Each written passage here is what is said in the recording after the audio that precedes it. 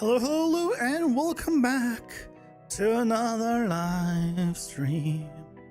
Oh my goodness. It's Thursday. It's Thursday and I wasn't here yesterday. I didn't stream yesterday because I had a massive headache. My God. I didn't get a good night's sleep. And I woke up and like my eyes were on fire. Headache all day. I think around 8 p.m. my headache started lowering. Today I'm mostly fine. Hey Guts, welcome in. How's it going? Hope you're doing well. I don't know, days when I don't get enough good sleep, it's my eyes are burning, massive headache. It's not even not even time-wise, just a not good sleep. I don't know, but it happens once a blue moon, you know. So yeah, it's okay, you know. Made it through it. Here we are. A lot of stuff happened since then. Sort of, not really. You learned that when someone asks, how's your head, you answer, haven't had any complaints? I've never heard anyone ask, how's your head? Just in general. So I've also never heard of anyone reply with, haven't had any complaints.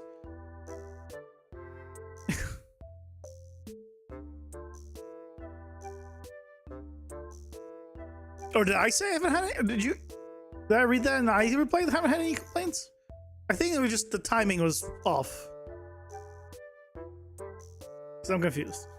You didn't know Elvira then? No, I don't know what that is. Is that a person, place, thing? What is it? Oh, okay.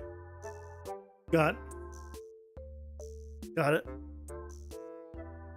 But my headache, thankfully, is, I'd say pretty much not there.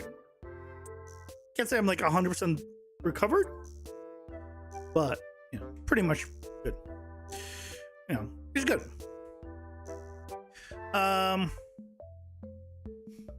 Other than that, I have my plans for this weekend in terms of video and next weekend.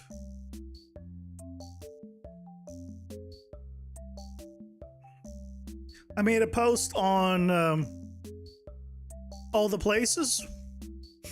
Hey Igor, welcome in. How's it going? You're doing well. I made a post on all the places about the maze thing that I made or making, and I finally dove into hierarchical generation. There's some things that you gotta work around, but you have to know to use it. And I think this weekend I'm just gonna make a video about here's the pitfalls of it, things that just don't make aren't logical to me, but this is just how they work. So yeah, so I'll probably do that, and then next weekend will be the actual maze setup that I'm doing. You asked why we didn't watch. You just wanted some feedback and stuff. Oh yeah, I got the feedback last time. I was mostly just curious, yeah. Since then, I released 3 videos, 2 shorts, and a different kind of talking head video. The talking head video, I tried out because you can do you can put in 3 thumbnails and it rotates for people. And I was like, okay, on one thumbnail I'll put myself in, and on 2 thumbnails I put AI generated people in. And I was curious, will it help or hurt the retention if I used AI generated people versus myself? Because obviously I'm the one who appears in the video. It hurt. So good to know, don't do AI people in the thumbnail. So that was very good information. Your audience are more interested in environment, and your good videos are the ones that actually help with the environment. There's only so much you can do with an environment. Like, I'm out of stuff for an environment, more or less. So that's why I gotta spread out. And again, I'm fine with it having less. I was trying to understand whether there's something like specific about it. Yeah. So yeah, if that's the case, I mean, that could be. But like the instance actors one is an environment specifically. Like the original instance actors video is an environment specifically, and it did great. So that's a new feature also. I don't know. That might be why. But yeah, it's hierarchical generation runtime stuff is interesting. Whenever it's somehow related to the fact that you're in professional environment artist, not at all.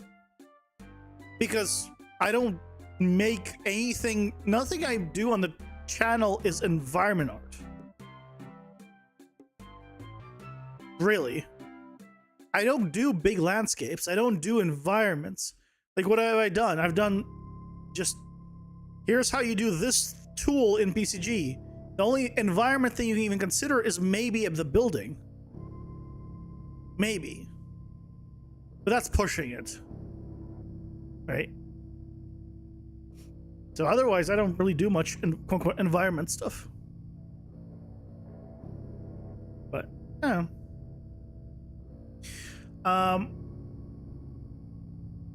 No, I think maybe people just aren't interested in gameplay stuff, which is fine. I am, and I'll probably continue doing it. I'll continue trying to put PCG into it because I think it's fun. The buildings where you got the most success. Why would people need the buildings environment? I mean, sure. I did basically made that series as a good way of showing different tools in PCG. You shouldn't use that building in your actual project.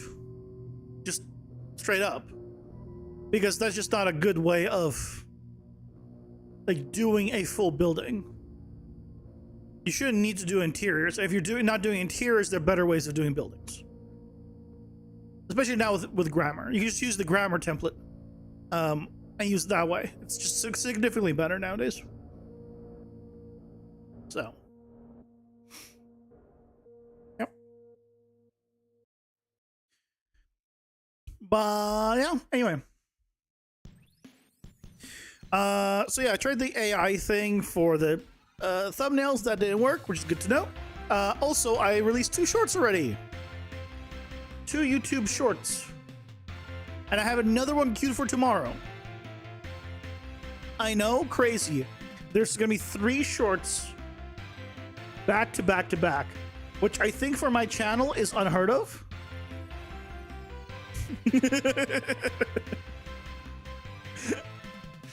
I'm going to try. You saw one? You don't know why YouTube didn't let you comment on it? That's odd. I have comments on both the recent 2 videos. So it's not like comments are disabled. I still have a video on the current video, and I have comments on the previous video. On the previous short. That's odd.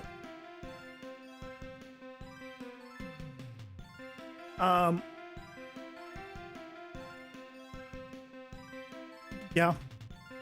And then I have another one coming out tomorrow. Specifically on shorts, though. What is it? What happens when you press comments? Like, does it not open up or something? Bizarre. Definitely bizarre.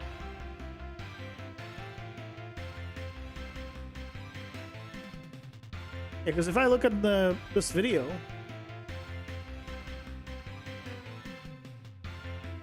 yeah, I have 2 people who commented on this video. One from 3 hours ago, one of 2 hours ago. So adjusting your phone on your PC. Maybe there's a bug on the phone. Oh yeah, I'm looking at it. Yeah, I got a couple of comments on yesterday's, couple of comments on the ones today. Apparently people don't like today's or something. Why are there 3 dislikes? Why is the like to dislike ratio on today's 83%? It's shorter if there's not enough time to dislike it. I don't know. I mean, feel free to, Igor. I mean, it helps the video, obviously. Interesting. Oh, they can't all be bangers, and in my case, very few will be. But yeah, tomorrow's another short, which answers the question of when is the game coming out. But I'm going to try. You can see dislikes. Yes, you can always, as the content creator, you can always see your own dislikes. Yes, you get the exact numbers. I just go to my analytics and I can see it. Of course. It's just they disabled the public-facing ones. You can't actually comment on any shorts via phone? Oh, there you go. The shorts are just having a problem. Why? It's so weird. I don't know why. I thought YouTube was like, here's the button, but it does nothing. Maybe. But the plan for me right now is going to be to try to, and this is going to be a very big word try, there's doing a lot of work, release a video of some kind a day. You can't censor use Brazilian Sag? I doubt it.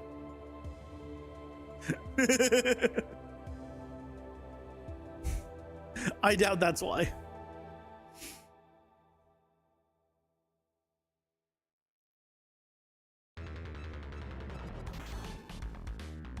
But we'll see, you know, if it works, if I can manage to release a video a day of some kind, whether it's a short or long form content. Most of them are gonna be shorts, but it's because I found a nifty website. By the way, if you're wondering why all of a sudden I can do this, I found a nifty website.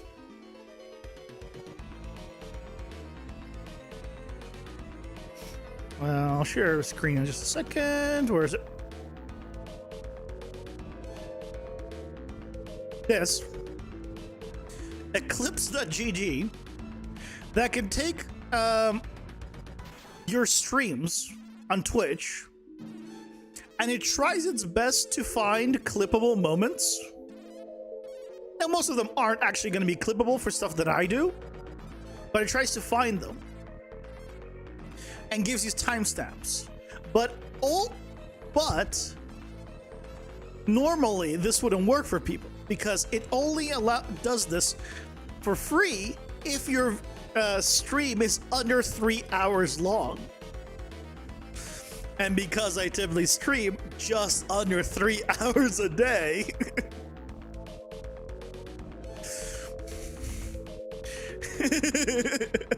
because I stream literally under 3 hours a day, it is able to show me these. And then I can look through them and be like, oh, what does it think like is a good spot? And all I care about, I don't use it to generate me anything. Otherwise, I'd have the logo and everything, and this would be using the Twitch, which is lower quality. No, all I'm using them for is it gives me the timestamps. And then I can go ahead and just go, oh, yeah. Go here in my actual like YouTube version, which is higher quality, download that video, go to that time, and then actually edit it how I want to edit it, instead of just like a non-stop clip. AI could do the same. Have you tried? How? No, I've not tried. I think this is probably also using AI. But I think this is also doing based off the video itself, not just like text. But the main thing is here is I can just quickly just look at them. And it's just so convenient. It's like, oh yeah, here we go. Let's just look at this. And I can just play it. So I can hear like what I'm saying, talking about, like it's super quick and easy. You left a comment? Yeah, I already see it. Damn, it looks like Noida, something, something, something, something. Hang on. Hey, effing sync. Effing sick. I think I said effing sync. So this is just really nice. But again, it only does it for free if it's under 3 hours of a stream, which in my situation is under 3 hours. Otherwise, the premium is freaking like 20 bucks a month. If I want to do over an hour, over 3 hour streams, or like, which a lot of people do more than 3 hour streams, you'd have to pay to do this. But in my case, oh yeah, nice. Download the text file for the VOD, get the transcription with timeline, input the ChatGPT, and prompt that you can get the clippable moments judged by AI. Yeah, but this is, I don't think this judges only by text. This also judges by video, I'm pretty sure. I could be wrong. I was still need to then go and like, what I need to do then is download it, download the video, even if I don't use anything, which is gonna take time. Then have it give me a transcript, also type the transcript in, and then go in at the transcript times and manually look each, right? It's more work than this. It's far more work than this. This is better. This is nice. So.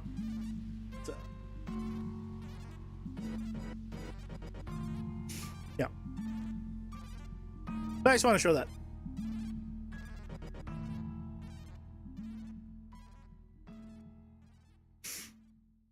Hey, maybe. Maybe. The other thing is this. This right here. I made a maze. I made a modular maze using level instancing, hierarchical generation,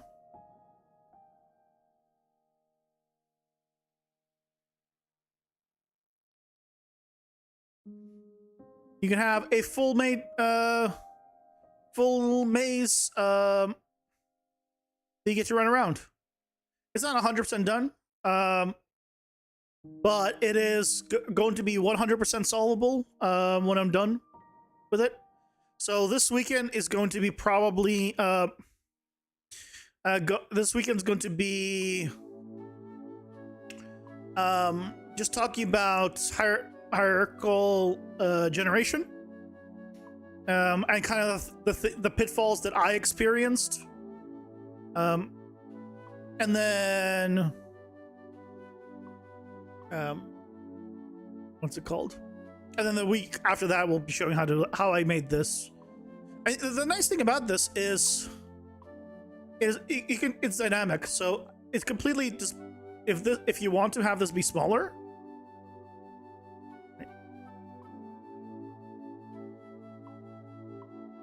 it can be smaller. So now that's it. If you want it to be bigger, you just make it bigger.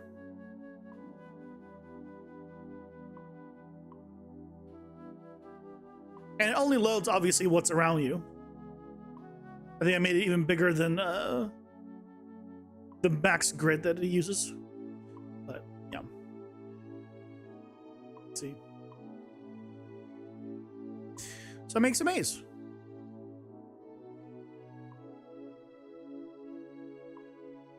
Now, is it the best maze in the world? No. But is it a maze? Yes. So hopefully people will like it. No, we will see.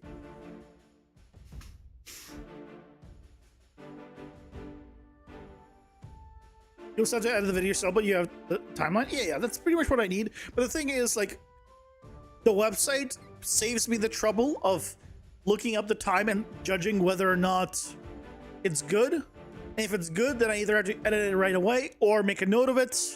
So then I have to remember what. Right, you can see where this is like, okay, there's slow down, slow down, slow down. But it is not a bad idea. Absolutely, it's not a bad idea. I should try it. Maybe you can also specify like what's going on in that moment. That'd probably help.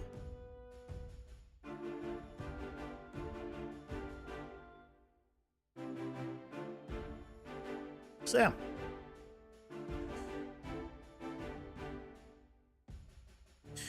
That's what I got.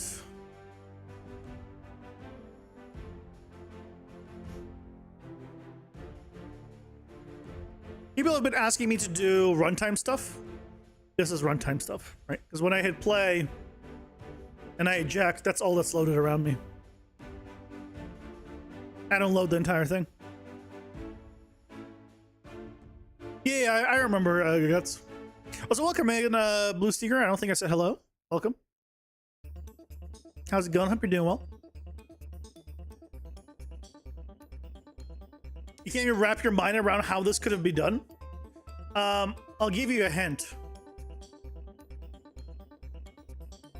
Do you notice how they're generated in chunks? Basically, in squares? That's your hint.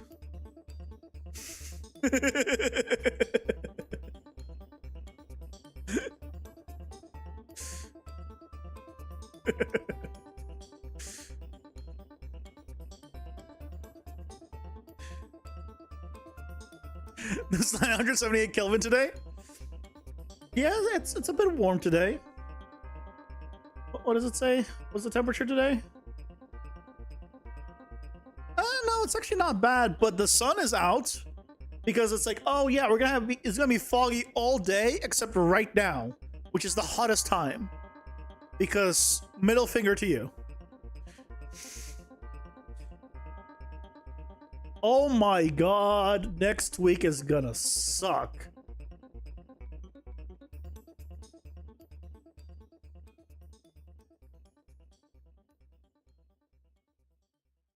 So this is today. Okay, manageable. Kill me now.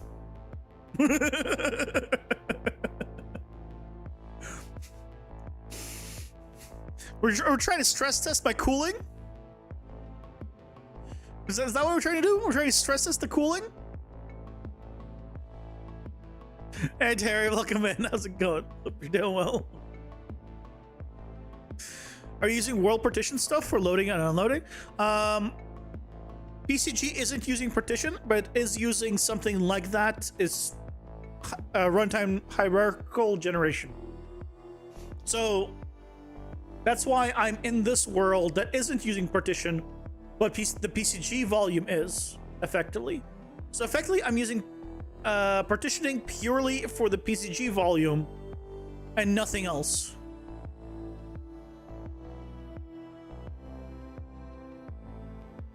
In this scenario. Yeah, this is a runtime. Yeah, so if I eject, you can see I've only generated this part. And if I run somewhere,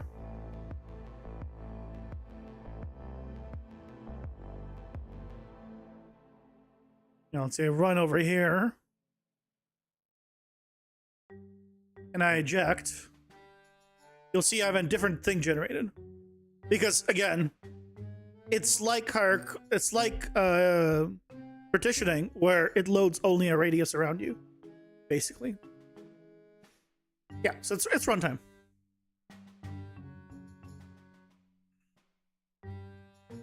You got clouds on Thursday? Clouds don't matter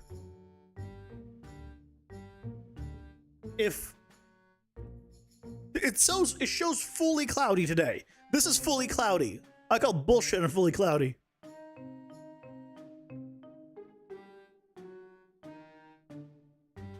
Yeah, this is just a editor preview of runtime.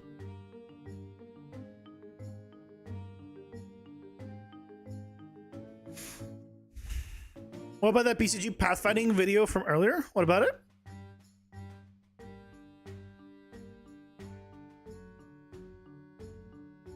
$100 Fahrenheit is plus or minus boiling blood?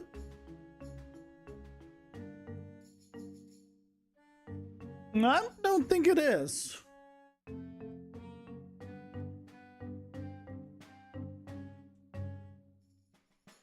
Yeah, that's 100 Celsius, just like water. Not 100 Fahrenheit, which is very different.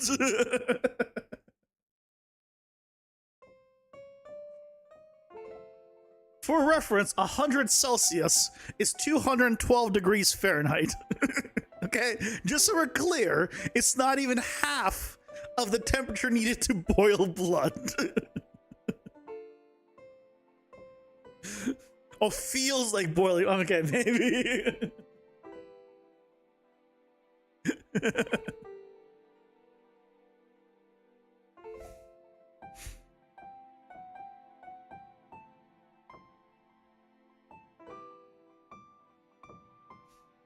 When it unloads and then loads the chug, does it?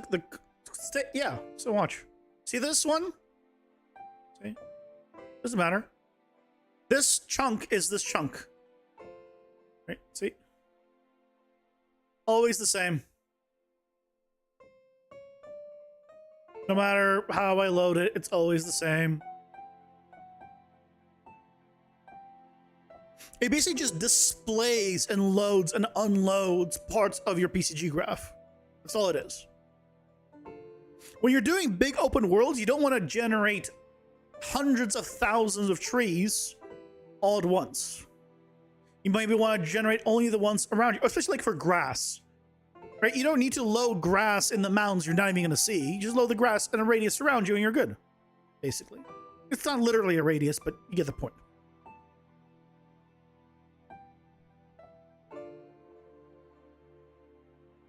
Were you generating those pathfinding traces at runtime? Nope. This is the first runtime thing. Mostly everything else I've done, by mostly everything else, I mean everything else isn't technically... I mean, some of them is I change things at runtime and then I unload and reload. But this is like actual, like... If I go to the PCG graph, it's actually set to generate at runtime and actually means generate at runtime. See, it says is partitioned. There. So it is partitioned.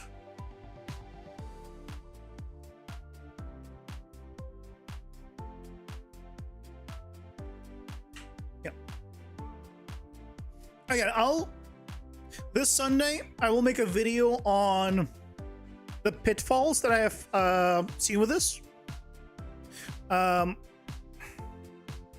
It won't be a tutorial on how to set this up because there's a great one by Adrian that I recommend everyone watches. It's going to do a better job than I ever could. But there are things that like you don't expect that are a thing. That it's like when you just get started, like, why is this like this? I don't understand. This doesn't make sense. Like, kind of, you know, and things you just don't consider. Ads and so, here. Pausing for ads. Yeah, I'll make a video on that, and then the week after that will be on the video on actually like how I set this maze up, and by then I'll have everything going. I think that's a good 1-2 for this. But while the ads are going, I can load into the actual game dev stuff. I'm gonna get a drink. Be right back.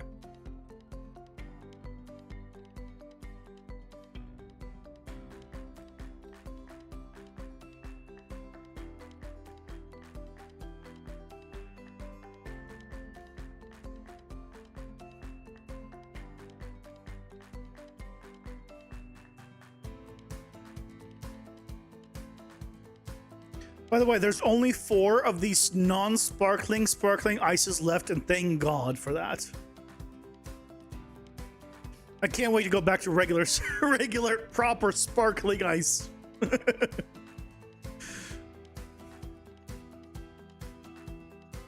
Been messing with the road and stuck on a single product for several days. What's the problem? Just the existence of a single PCG node gets spline data that is not even connected, breaks all the PCGs in the scene. What?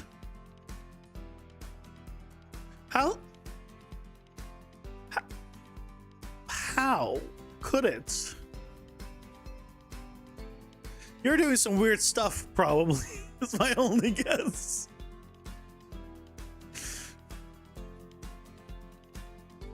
I think something's weird's going on.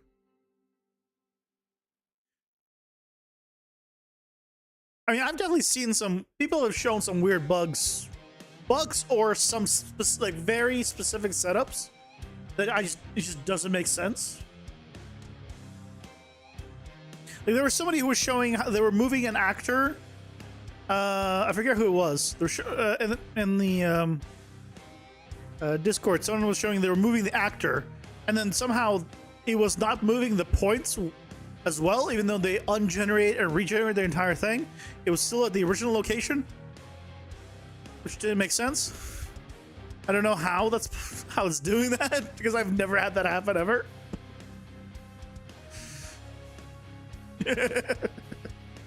So yeah, people have had some real interesting stuff.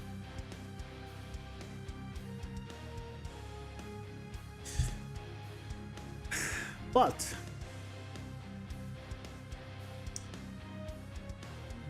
game dev, we do that sometimes.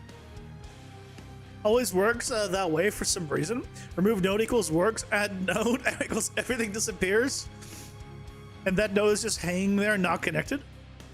That is so weird. Yes, that's why PCG is beta. You say that, but I don't run into these bugs, and I don't know why. Like, I had like a relatively bug-free experience. Like, there's some weird stuff, of course, but nothing like to that degree. I mean, just personally, which is why it's interesting whenever it happens.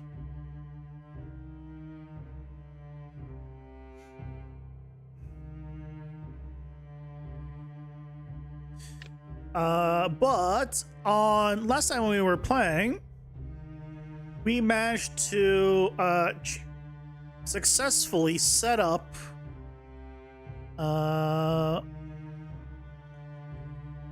mirror rocket. Basic attacks reflect enemy projectile back, dealing enemy damage. So if he shoots me, I can shoot the projectile back. And it even works with projectiles, assuming he shoots me. Yeah! Check that out.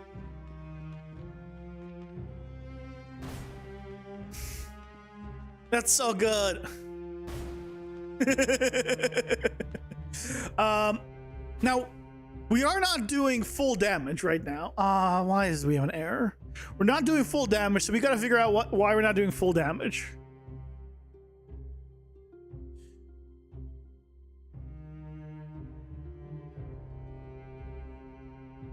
Just do check if this is valid.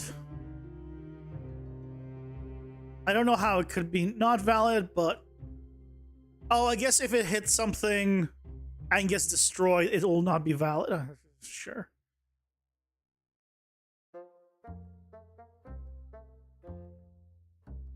There.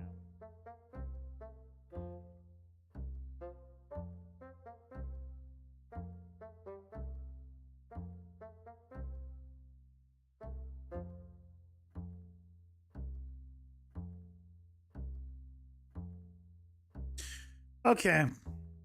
There, that should fix that. So let's find out what the hell is going on, because if I recall, we found out that the problem was somehow here. Because we disconnect this, then we do full damage. You missed that last time? That's okay. We still got a little bit of that to do. Oh no, still 1485. So it's not from here. Here?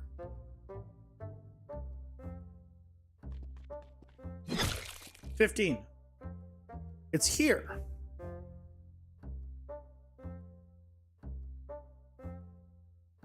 Is the problem with multi-attack? Oh. Because I think multi-attack is... Is this returning? Wait. This used to be a variable too, doesn't it?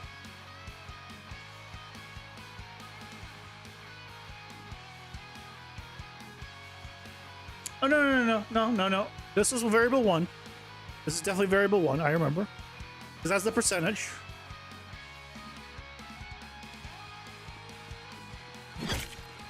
So that's not the problem. Is this the problem then? It has to be radial burst then.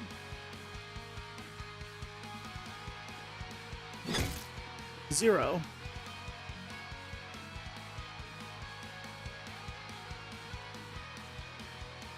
Wait, did I just say 1.0 and that's not a problem?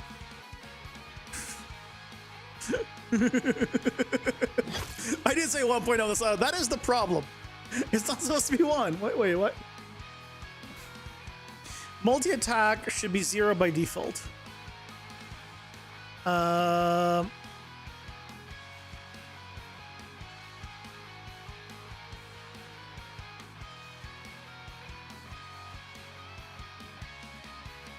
I'm pretty sure.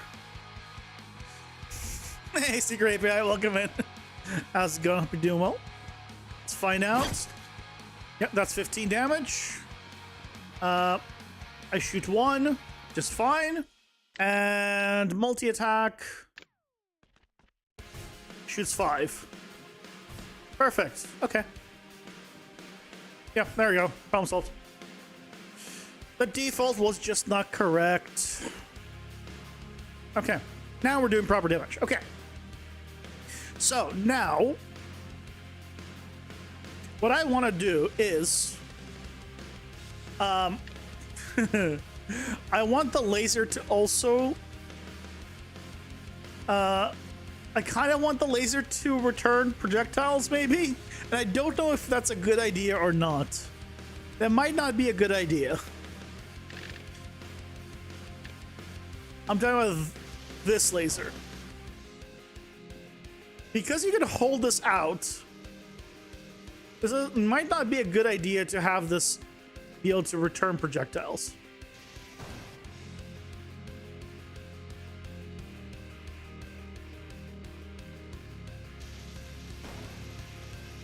Because yes, it stops going after a while, but you can just start it up again immediately. So maybe we don't have this, maybe we don't have this return projectiles.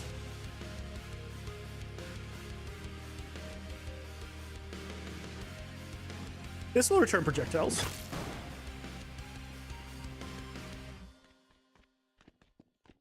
Yeah, you can wiggle. Yeah, that's why I'm like thinking maybe not. Because yeah, you can just do this and just reflect all projectile. Yeah, that's kind of OP. We do need to fix though the fact that this doesn't hit for some reason. He's not taking damage properly, so we still need to fix it. But yeah, we can get away with not having that reflect. So we have the reflection though, yay. Let's go to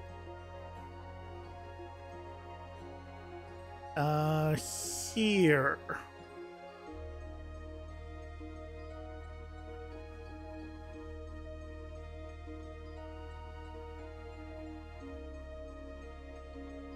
So what's the problem?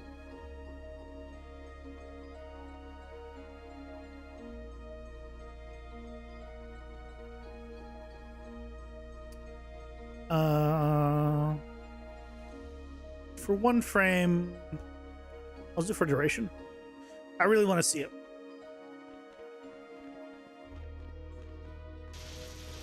Oh, why is that so short? Why is that so short?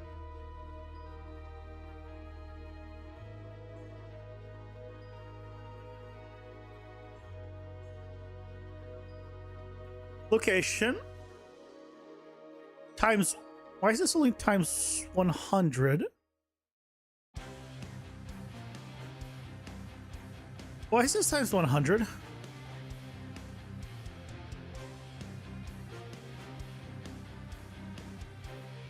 I mean, there's the problem. I feel like there's a value I'm supposed to be using here, and I'm not. And I think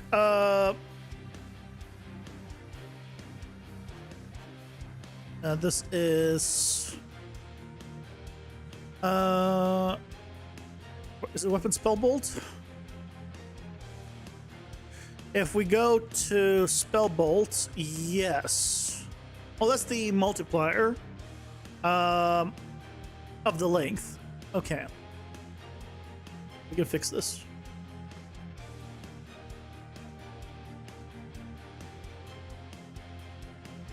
So you want this, and then we multiply it by a value, and that's going to be a hue. And then this value will be, what's the default? 1,000? Let's try 1,000. Well, 1,000 needs to be...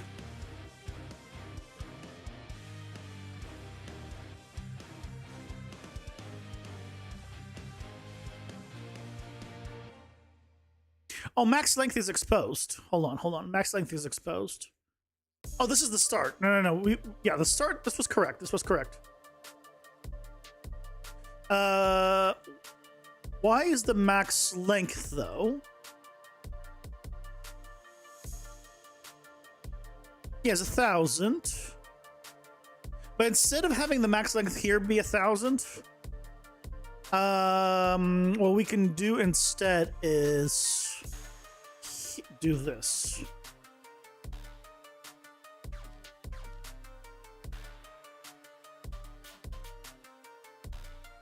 Don't convert it to a loads, please. Thank you. So now this should work.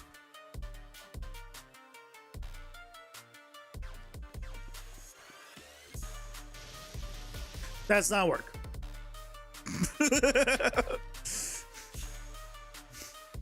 Never mind. Why does this not work?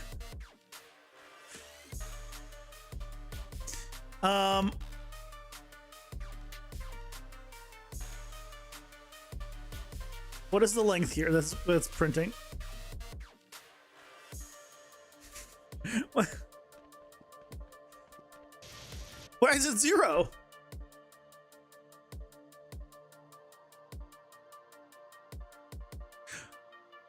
It's 0 because the default here is 0, but we did +1. No. Max length.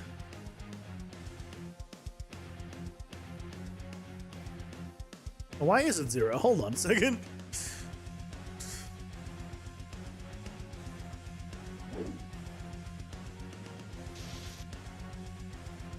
Why is max length 0?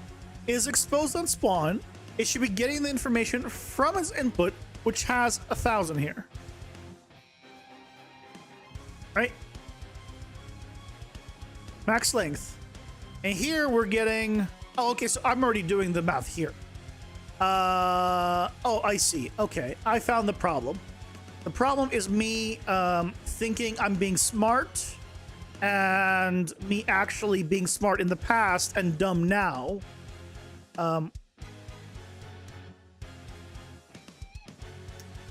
Yeah. Past me is smart. I'm only getting dumber. Clearly and honestly. Just use a +1.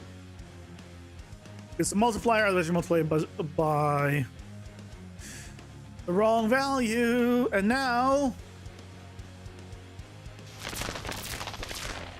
Yay!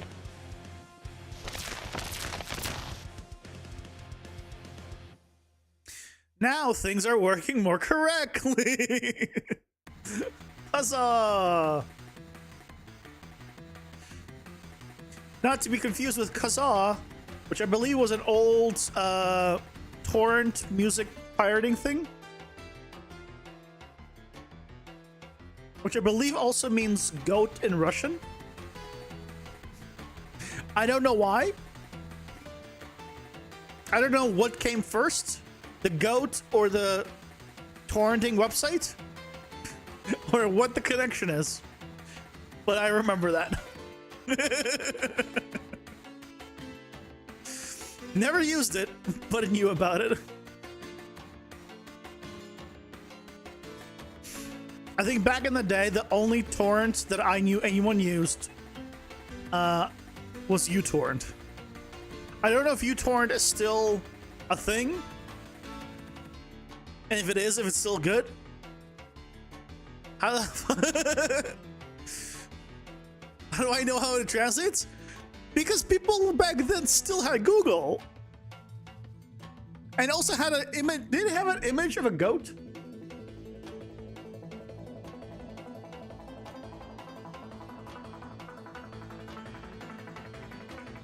No, I didn't.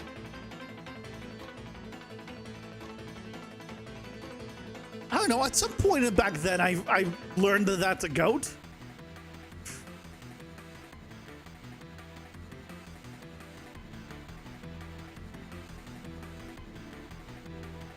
But no, I didn't have an image of a goat. Why did I remember it? Maybe I'm just remembering image of a goat because I learned that's why it translates to. And that's why I associate it with a goat. I don't know. Guys, he's secretly Russian. I am not Russian. I can confirm you, without a doubt, I am not Russian.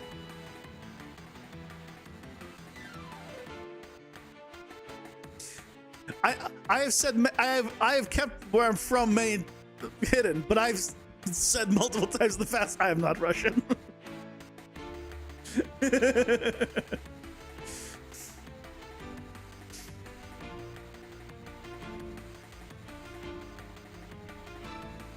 Yeah, no goat. I don't know why. I can confirm you sound pretty Russian, not gonna lie. That's the biggest mystery these days. You can prove I am American.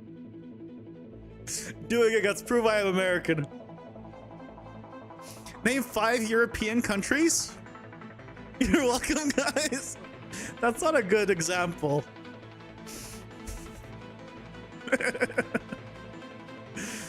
Spain, France, Italy. Who else matters? Germany, I guess, matters. I guess we'll throw Romania in there. I like Riparian. We'll go with those 5.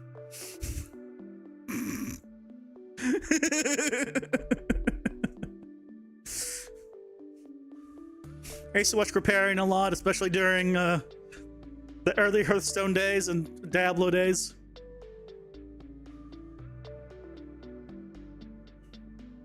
Average American. Hey, I didn't say London. I didn't say the UK. That's not part of Europe. Hey, that's not part of Europe. You can't, no. See, you're wrong on that one. Now who's the American? They left the European Union.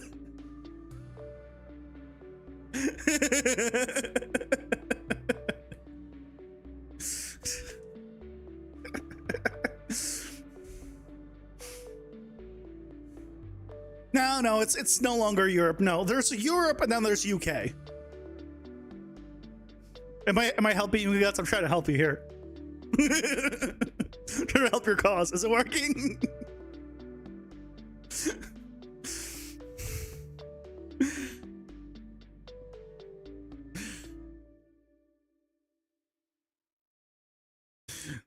Turn off the debug.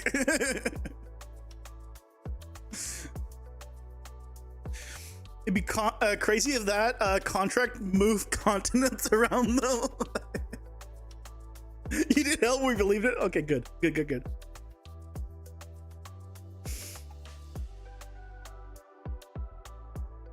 Yeah, I know, good guns. I know.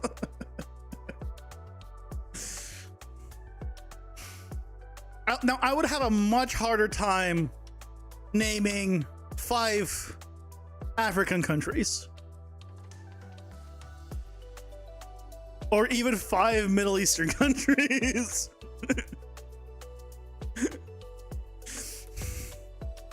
Now I would have a bit harder time.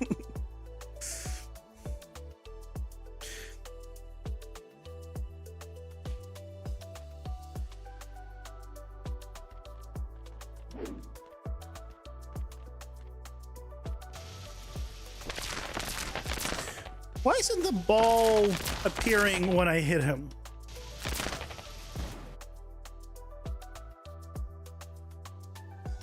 It's supposed to appear here.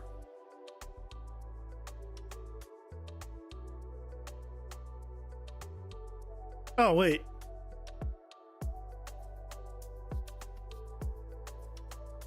Why isn't that connected?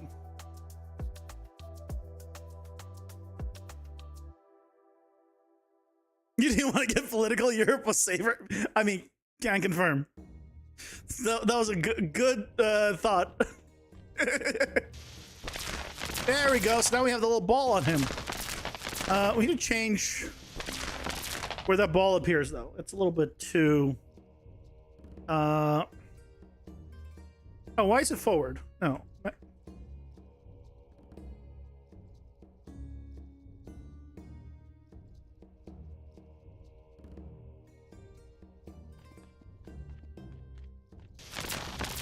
Okay, maybe too much. Do less. Here's the easier route. How far is 500 meters in kilometers? Well, I know it's half.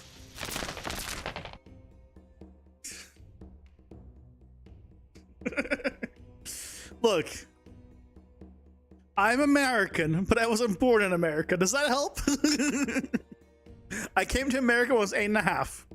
I'm from Europe, but I'm effectively American. You can't be born. You can't be brought to America at 8.5 and grow up majority of your life there and not be considered American. I'm American. You know, in terms of like what I know, what I've learned by growing up, it's all American. But, you know, there's a little part of me that's still European. Which European you won't know. Maybe one day I'll tell people. I just find him far more amusing not to. That is the only reason why I haven't yet. Because it's just far more amusing not to.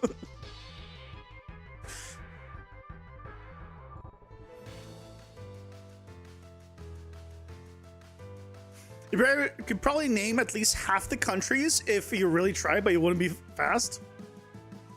Unreal units, dog. It's true. He's Chinese 100%. I just said European and you went with Chinese. Now who's the American?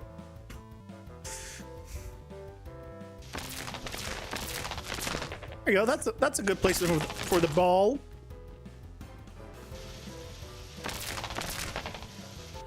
Yay!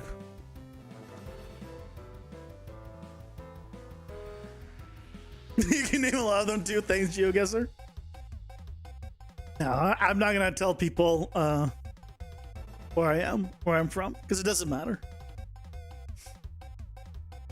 Where I'm from doesn't matter. Just like it doesn't matter where you guys are from. It doesn't change what you say in chat. I'll still ban you the same.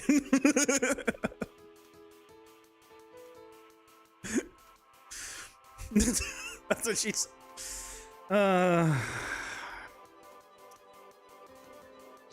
Oh, brother, this guy stinks! Of course it matters. No, it doesn't.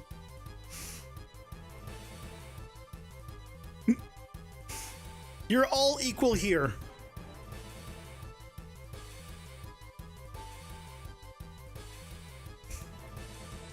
You're all equal when it comes to this chat. You're all equally below me, and that's all that matters. Clearly. Don't think about the fact that if you leave, I'm nothing, and that would technically put you above me. Just don't think about that. Just let's continue with the you being below me, okay? We have a good thing going on. Let's not mess it up.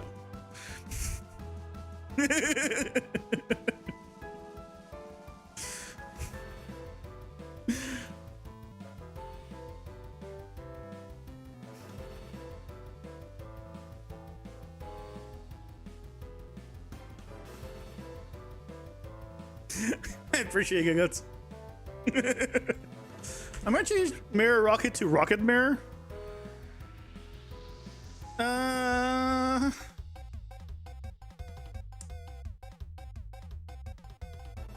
Either one's great, actually.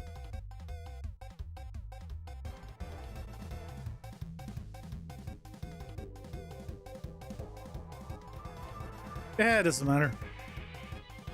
Either one's great. Basic attacks reflect enemy projectiles. Back.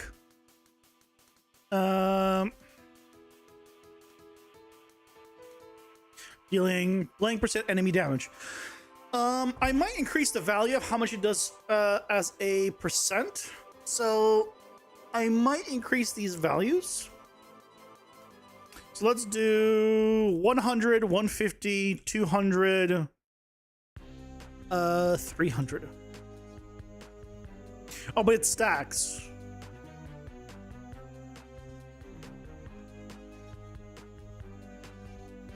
Yeah, it's fine. Let's have some fun.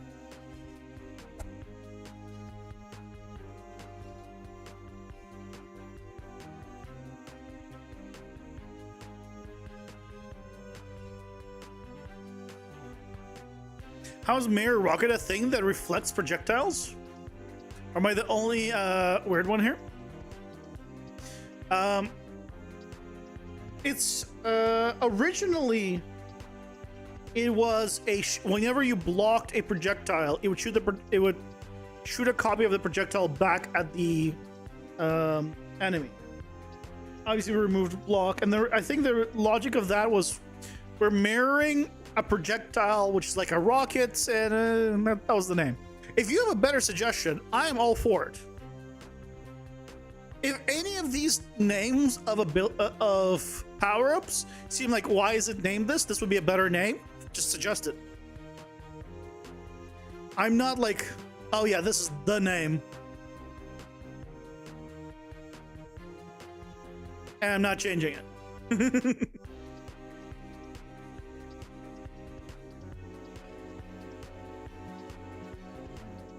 It's so hot, my glasses are fogging up.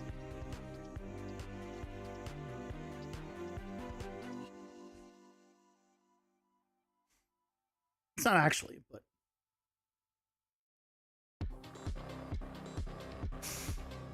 okay. The next step though is heal an additional blank % of max life on kill.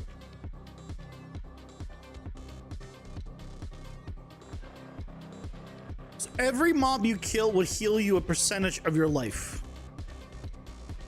I think the percentage I have here is too high.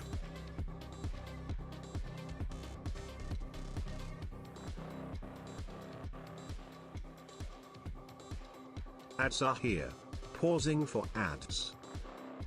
Is projectile mirror too straightforward? I thought it was more interesting with not using the word projectile. I could do rocket mirror or like, I don't know, I just didn't feel like having the word projectile in the name. Personally. I mean, maybe I'll put it back in, or not back in, but maybe I'll put it in the end, but I don't know.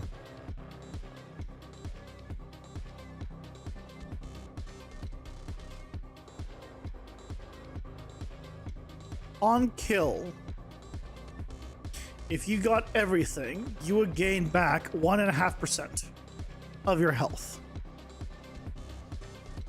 per kill, which is kind of a lot. So maybe I'll keep the values as is. If it becomes too much, we'll reduce it.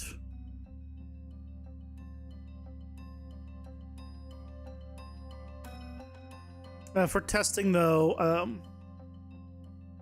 I will do 100 here. Actually, 100 here. Missile mirror is fun to say, and the term missile covers projectiles in general. That's your vote. Missile mirror is not bad, actually. Missile mirror is not bad. Better than mirror rocket.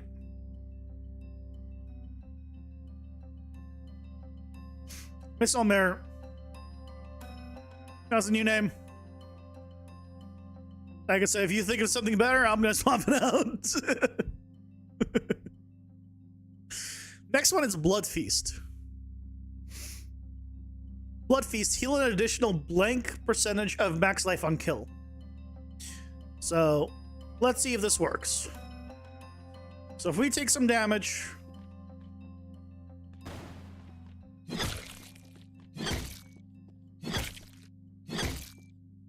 And now you do some more damage to me. Just hit me as much as you can.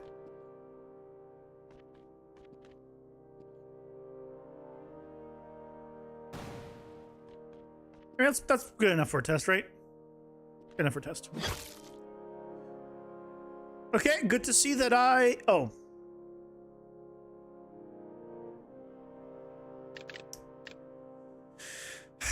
It would help if I got the power up first. Just, you know, just saying. Bro is named Power-Ups like he's Stan Lee. Are you insulting Stan Lee? Why are you insulting Stan Lee? What did he ever do to you? Are you saying Superman is not a great name? He's super and a man.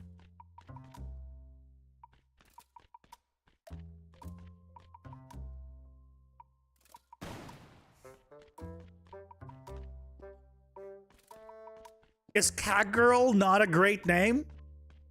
It's a girl and she dresses like a cat. There's a Catwoman. A Catwoman, same thing. Orbiting Orbs is your name, Guts. Thank you very. You named that. You named Orbiting Orbs. I will have no. I'll hear none of this.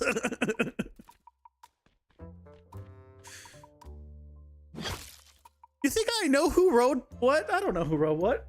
Freaking Spider-Man is not Marvel. Which I think it's DC. Yeah, he's the Marvel guy, not the DC guy. You're right. Superman is DC. Okay, you tell I don't watch movies.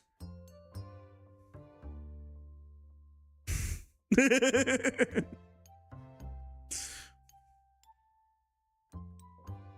mushroom just missed. Is that a feature? No, that's a bug. Also known as a feature. I gotta figure out why that is. You'll clip for your lawyers? I mean, who else would you clip it for? Me? No, never.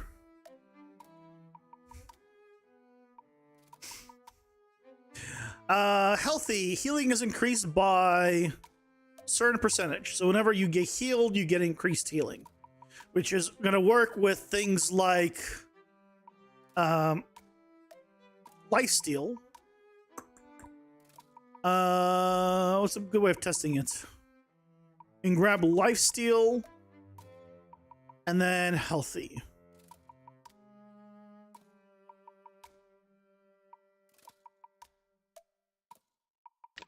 I don't want to deal with an elite. Okay, so let's just get lifesteal, which we know already works as the previous ability. Where is lifesteal? Lifesteal? There it is.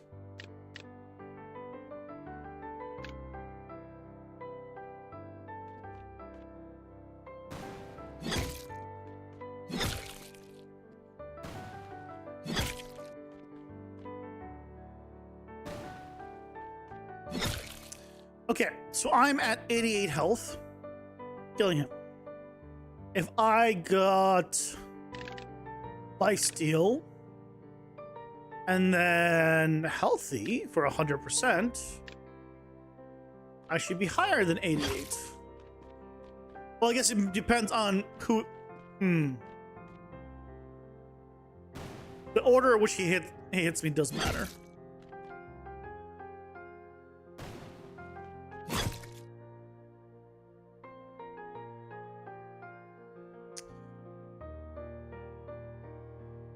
Okay, hold on. We gotta do this in the proper order. Actually, if I just do 100, 200, 300, 400, 500, because it stacks, it'll be easier to test. Hit me. Oh yeah, that stacks. Yeah, that's working beautifully. Theoretically, if you stacked a lot of the health up or the health things,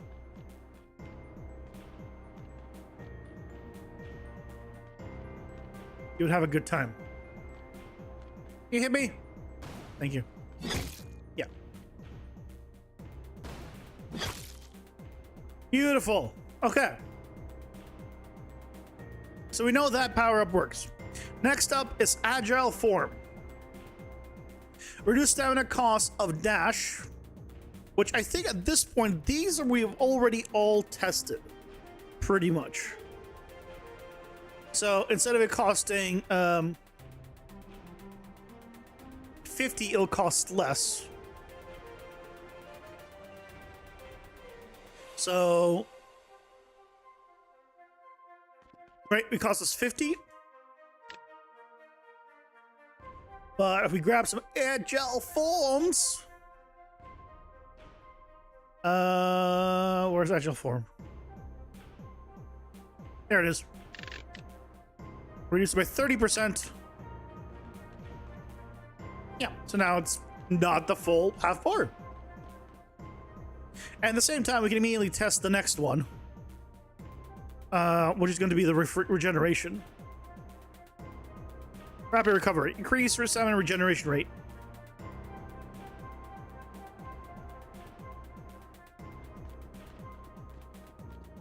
Look at him go. Which should be faster than normal.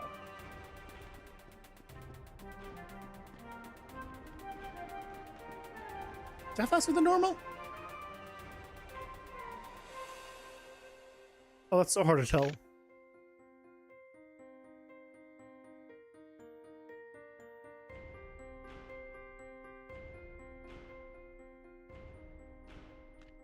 I don't think that's working.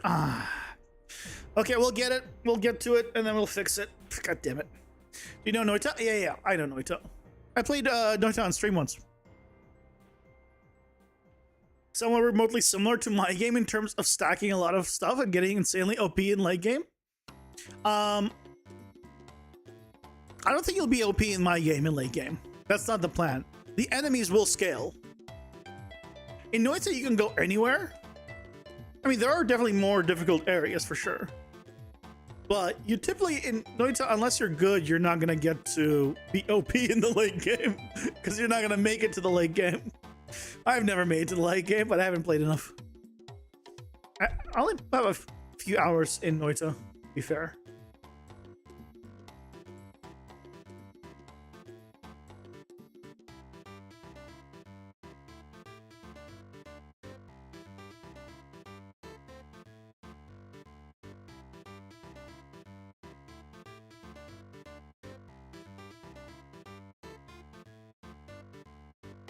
Sick.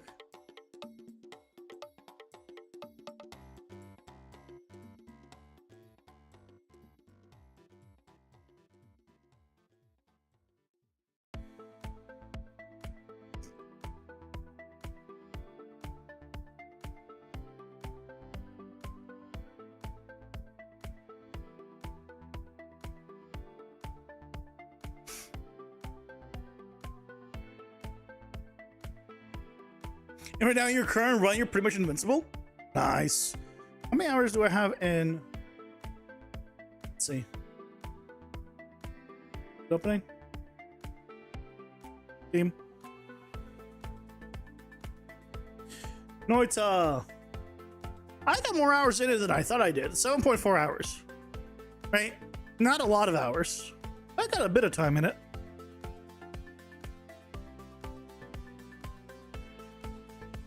Metaphor 65.1.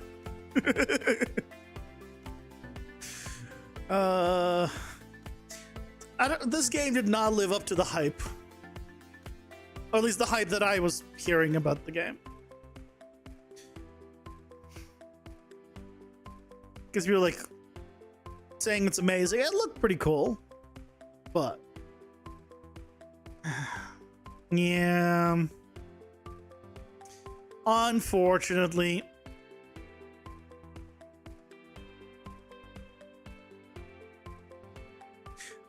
There's not too much for Noida. You've got 150. You know very little. Oh yeah, yeah. Oh yeah. So right now we have dash, damage, start, and end. So we have two abilities. One that does damage at the start of your dash, and one that does damage at the end of your dash. So if I grab both for demonstration, I do an explosion at the start and an explosion at the end. Now, I don't know which one is better to keep and which one I want to keep. But I don't want to have both. I think it's a little bit too much. So, what is better? To dash out and do damage? Or to dash in and do damage? I almost am tempted to dash in to do damage. Because normally you would be dashing out. And it gives you a reason to dash into enemies, like as to start start battle or something like that.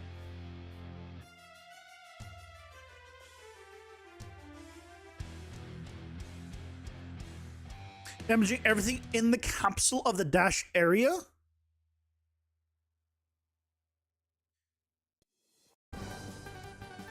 I think that's too much. Because I'll want to increase the radius, and if we start doing that, it's gonna, and if we start messing with things, that could be too much. Also, getting an effect that will work for that is gonna be very difficult. So I'd rather keep it like a radius around where you land and where you start. You would choose end personally, more aggressive gameplay. Yeah, that's what I'm thinking as well. Let's do that. I'm gonna remove the start one. We just have the end one. I'm removing another power-up, guys. We're supposed to be getting 100 power-ups. I keep removing power-ups, but I'm removing power-ups that are duplicates in a sense, which is good. They're going to be more unique ones, you know, good, you know, think positive. Think positive.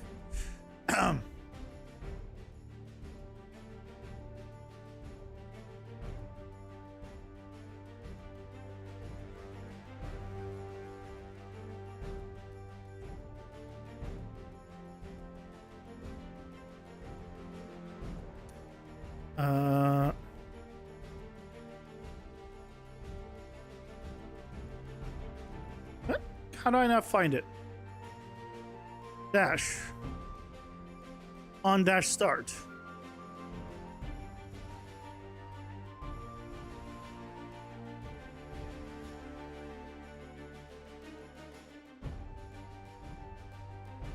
Ah, this spawn dash explosion. We don't want to do this. The whole dash start part will be gone.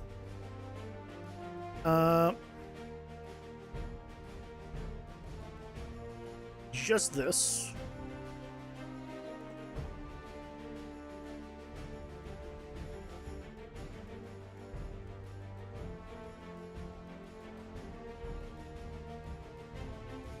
Better have 70 unique than 100 copies. Exactly. Exactly.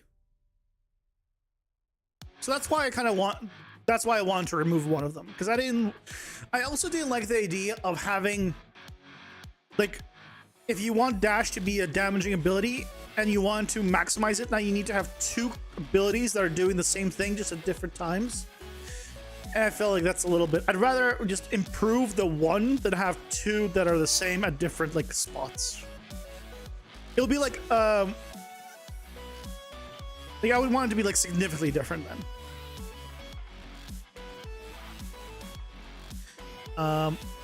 Okay, so that's gone.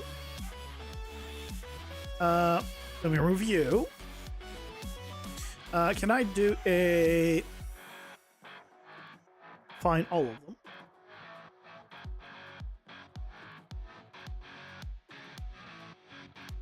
It's searching for them on the side screen. Just waiting for it to finish the search. Can't do anything until it finishes. Okay. So now we can get rid of you. And we just have the two, which is great. One we just deleted. And the other one's here. Which I can get rid of this on. So this is n-end.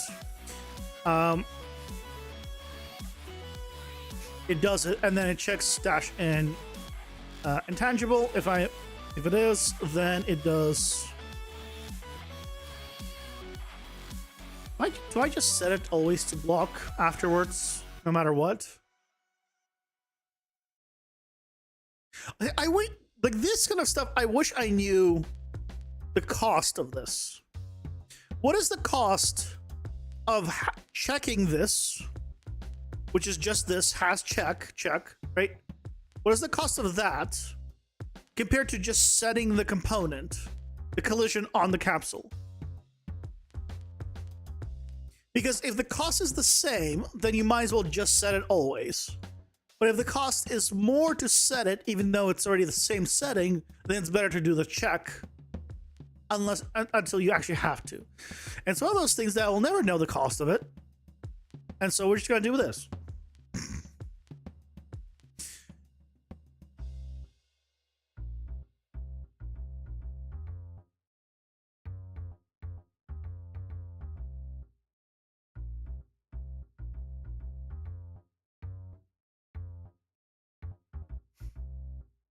Also, by the way, side note, you guys know how I don't do well with documentation?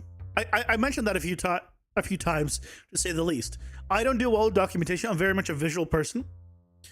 I was asking about some help with the hygiene stuff that I showed off earlier for PCG, and I was asking in the Unreal Source Discord. And Adrian, who's an Epic dev that works on PCG, replied to me and gave me the answer in text. I read the message, and then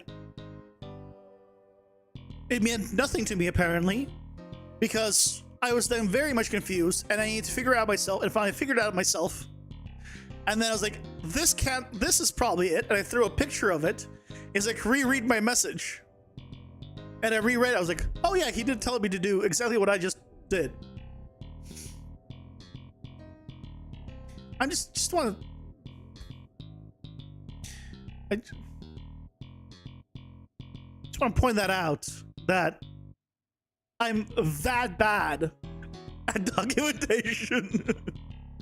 Now you know how I feel? Wait, what do you mean how you feel?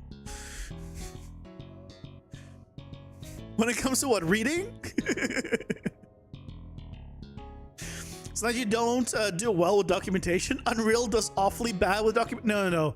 I'm bad with all documentation, not just Unreal. Unreal doesn't have documentation.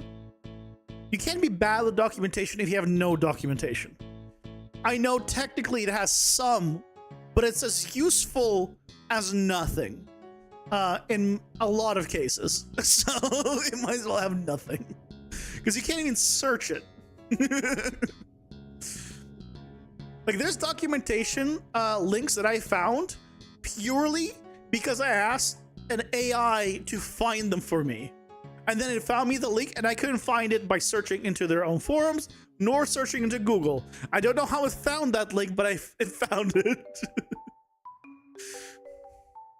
When I explain stuff to you and you don't understand, I mean, to be fair, I don't understand me either, okay? Just so we're clear. It's not that you don't understand me, it's that I also don't understand me. I don't understand why I do the things I do, or I say the things I say, because there's no filter. It just, I spew shit out, and then I'm like, maybe I should have done things a little bit differently. That's why I'm very much a trial and error kind of person. I try shit, it fails. I try something else, it fails, and I continue trying until it succeeds. And then I'm like, look guys, I'm smart. This is how you do it. And that's how I make myself look smart.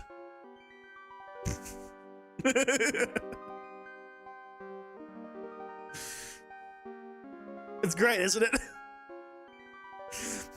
And then the people that actually come to the streams are like, yeah, he's not smart, and then leave.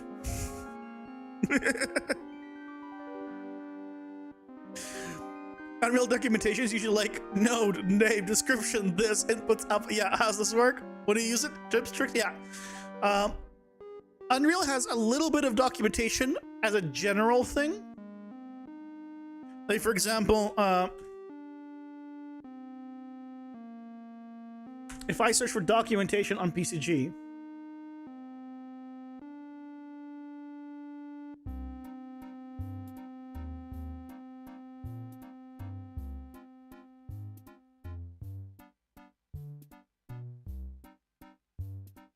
right? So this is PCG.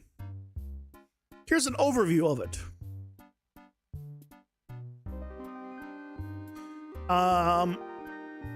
Important concepts and terms. Point density and points. There are far more terms that are important, but okay. Required setup. Requires the plugin. Okay. The node graph.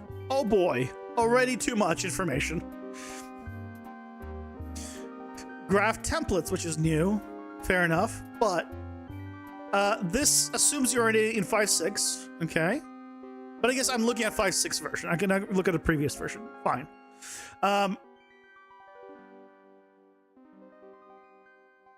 Set a PCG graph as a template. Don't care. So we went from like I want to know like the basic stuff, and there's no. This is not basic stuff. Right, it doesn't mean like, oh yeah, this is a no, this is like its output, this is like its input. Right? If I'm just on its main page, there's still like, here's the basics of PCG. That's what I'd want. Right? This is like, if someone is getting into PCG, they should be able to go to the documentation and be like, oh, this is how PCG works. I take this node, here's like a different, here's all of like the generation nodes, here, and here's a little description of what each one of them do. Here's like what you can do with them, and here's like what do they do, and here's like maybe not all of them, obviously don't put every single math node, but like just be like math nodes, example, 1, 2. You know, attributes, what are attributes, right? Like, why does it says important concepts and terms. An attribute, I think, is one of the most important with PCG. I didn't understand attributes for the longest time when I just started. Because attributes are just variables, basically. But not all attributes not all variables can be attributes, because it doesn't support everything. Which would be great to find out. So yeah, like yes, there's stuff here, but it doesn't go deep enough into anything for advanced things, and it doesn't go shallow enough for beginners. So I don't know who this is for. Yeah. First time you hear about the template chart, there's templates. Templates don't make sense to me in 5.6. Here, I'll show you what I mean.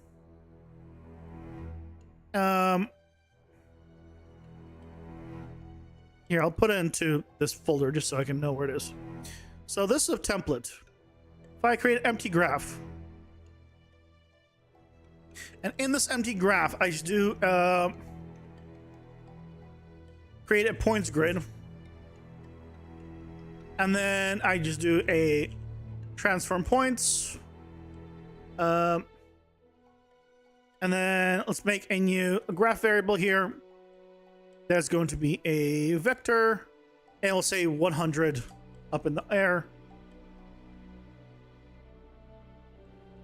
Right. So let's say my template is this.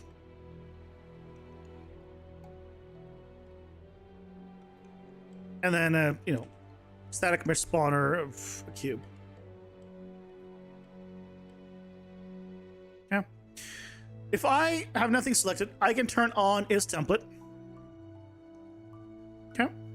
Now, if I right click again, PCG graph, there's my new PCG graph in my folder. So I can select it, initialize from template. Okay. It gave me a new node. I can open it. It's the same node. It has nothing different. Same everything. This is just duplicating the node. What is the point? I can duplicate the node myself. I mean, yeah, I don't have to find it in the content browser, but this is not saving me very much. All this has done is just duplicated the graph, and I just didn't have to find it.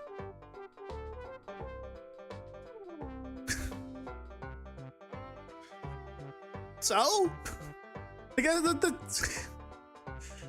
don't know. Maybe there's a hidden use here that I'm missing, but like if this was like a template where like you set it up and you set up the, because you notice I created a parameter, because if it's like, oh, you could use a template and then you could basically, you know, make an instance where you can customize the values.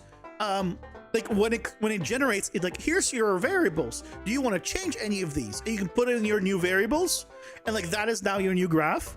I think that could be useful, like sort of like what you do with a material instance, where you can override the values. Cool, that would make sense.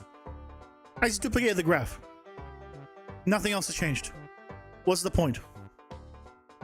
Maybe I'm not getting some. Very possible.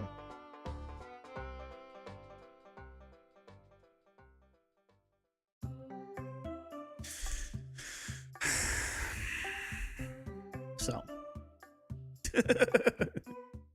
Yeah, that's what templates are in 5.6. Aren't they great?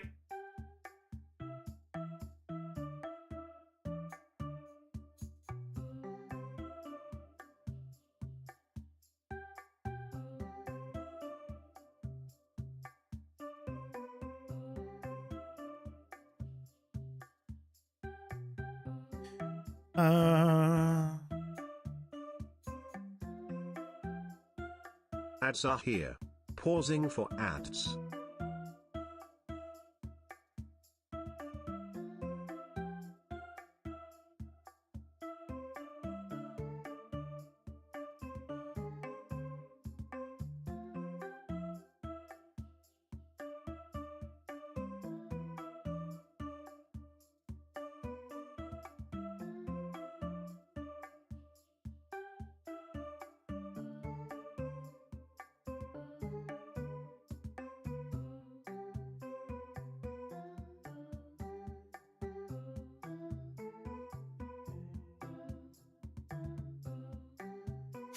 Hey, Stormer, welcome in. How's it going? Hope you're doing well.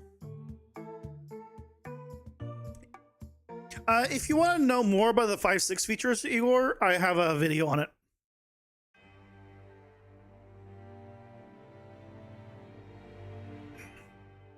Welcome in, Stormer. How's it going? Hope you're doing well. You've been making the Earth in Unreal. How so? What you mean by that? I think there's a plugin for that.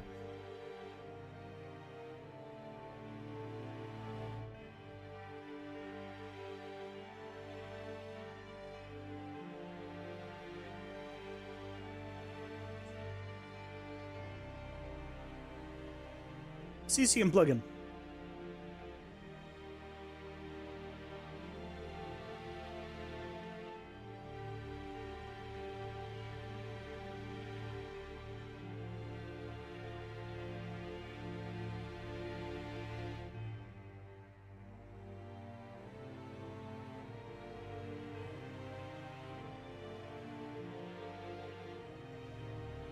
this. It's free. And it recreates Earth, apparently.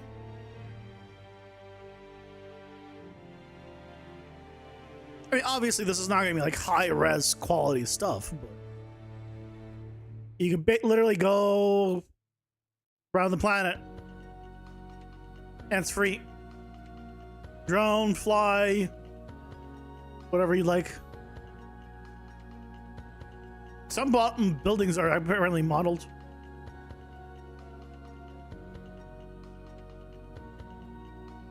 I don't know why this is 3.9 stars, because we can't see reviews. See, it says 153 ratings, but see, so it's odd. Like, I'm conflicted always on the whole ratings requiring like actual written reviews versus not, like Steam, because you can't just leave a rating without leaving some text. I'm always conflicted because on one hand, I've never rated anything because I'm too lazy to put in text. On the other hand, I always want reviews to have text. Like, I want to know the reason for the review. So it's always I'm always on both sides, where I want to and don't want to have text with the review. I think when I'm using it, when I'm seeing the review, I always want text, and when I'm leaving a review, I'm too lazy to write text. New Sally didn't cut out the continents, made a PNG for each, created a water texture, and made a sphere for each Unreal with PNG texture, and made him rotate. Oh, nice. You got mirror connect them and make Pangea? Nice. Not playable, just cutscene thing? Ah. Hey, David, welcome in. How's it going? Hope you're doing well. Do you think it's possible to make UE5 Matrix City sample with BCG today with 5.6? Or does it still require Houdini?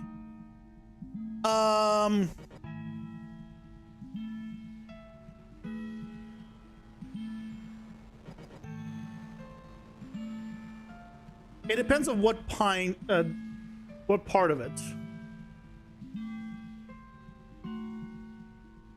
It really depends on what part of it. So this is this the?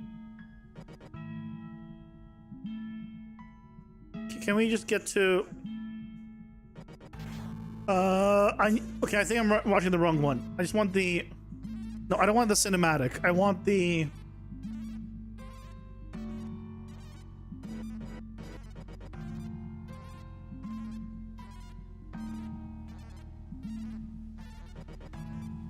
I want to see the actual environment.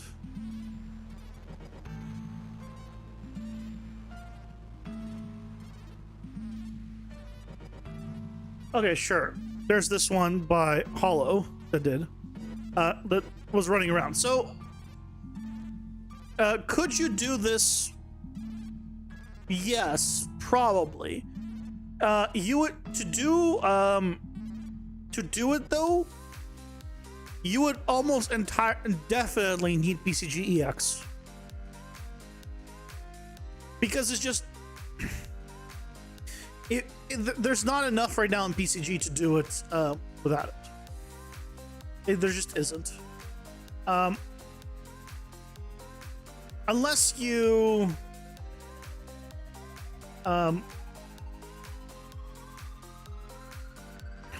it would be difficult. It would be difficult because remember, no matter how good BCG is right now, it is a drop in a bucket compared to Houdini's power. Just straight up. The things Houdini can do is insane compared to PCG. PCG is like, oh yeah, let me just... It's like comparing a baby to to an astronaut. Or a person who's designing the rockets for the astronaut. There's a bit of a difference between the two in terms of capability at that point in time. So, could you do it with a lot of struggling? Yes. Would you be able to do it by yourself? Maybe if you had like months of time and were really, really smart. Could I do it? No freaking shot. For reference, though, this project was done with a team over multiple months. With over many months, and a large team did this. This is not like a guy just whipped this up and there you have it. So, and this was with Houdini that is much more powerful. I'm just putting into perspective of just how difficult of a task it is to make a city generator in general, let alone one with just PCG and a ton of money. Yeah, oh, absolutely. Because you have, those are not stupid people. Those are very top industry people working on this. So, yes. Could you do it? Yes. Would it take you considerably longer than it would take them to do this with Houdini? Yes. But, right, in the end, what is a road? Decals. What is a building? You know, have a system for spawning a decal for a building. Set it all up with LODs and hierarchical generation to unload things at a distance. You know, there's ways of doing things. Having it all work together, oh boy.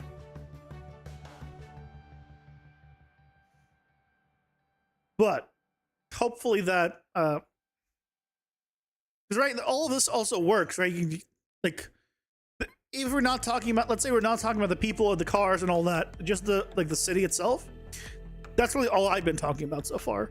I'm not even considering the people, which is obviously going to be a whole thing because you need to then keep track of them over a large scale.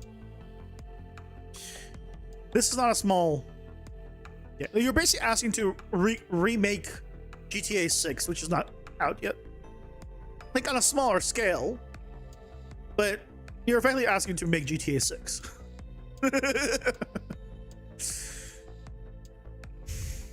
I don't want to be the bearer of bad news.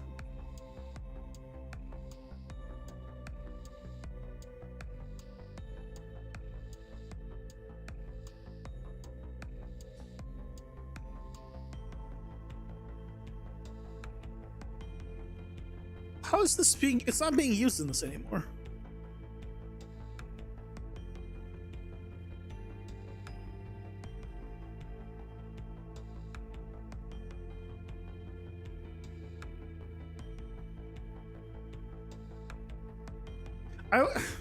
See, it says cannot delete tag, blah, blah, blah, blah, blah. It's being used in actor components, AC abilities, and possibly others. It doesn't show me any others, and it's not being used here. And I can't delete it. Because if I search for dash damage start, I get 0 results. And I know that I can just search for it because I can search dash damage end and I'll get this one. There it is. So I know it's smart enough to detect it. I don't know why I can't find it.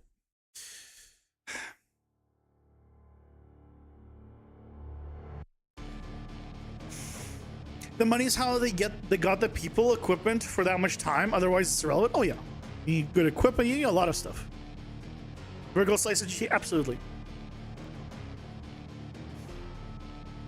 You took quite a bit of time digging through the city project in Unreal.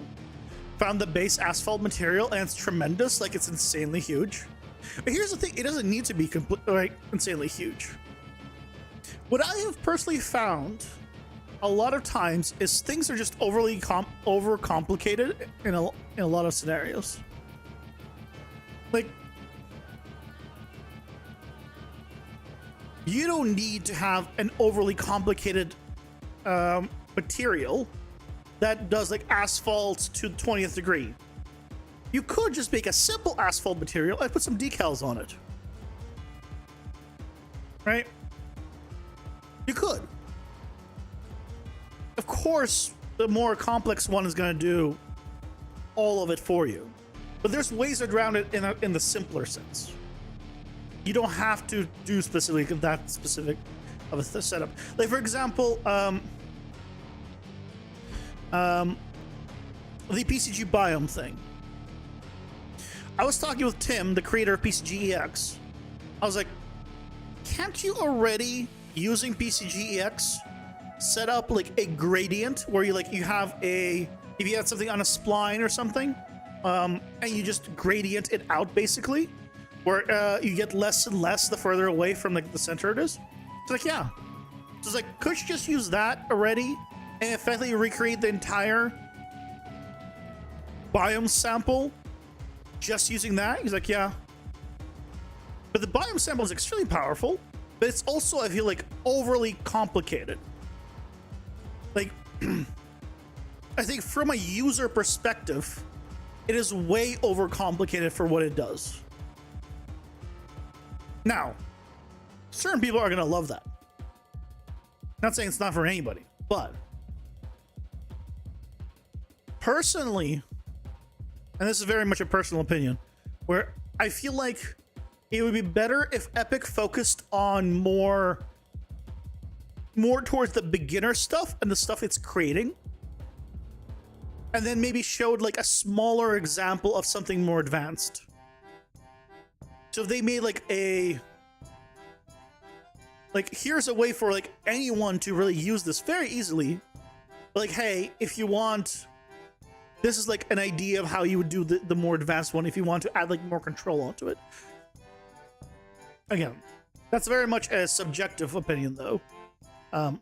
I know a lot of people would prefer not to do that because they're more advanced. I'm not thinking like specifically like for people like me that maybe are more advanced would understand it, but more so like if you want to get more people into Unreal and using the tools, I think the more beginner friendly the new tools are, the more chance you're going to get to getting those people to try out those things, learn the things, right? I think it's going to have like a snowball effect. I could be wrong. I could be very wrong. But that's my current stance. I might change that. At the current moment, I think that'd be the best course of action. The node setup itself looks like an art that one person was designing his whole life. I mean, someone understands it. That's the main thing.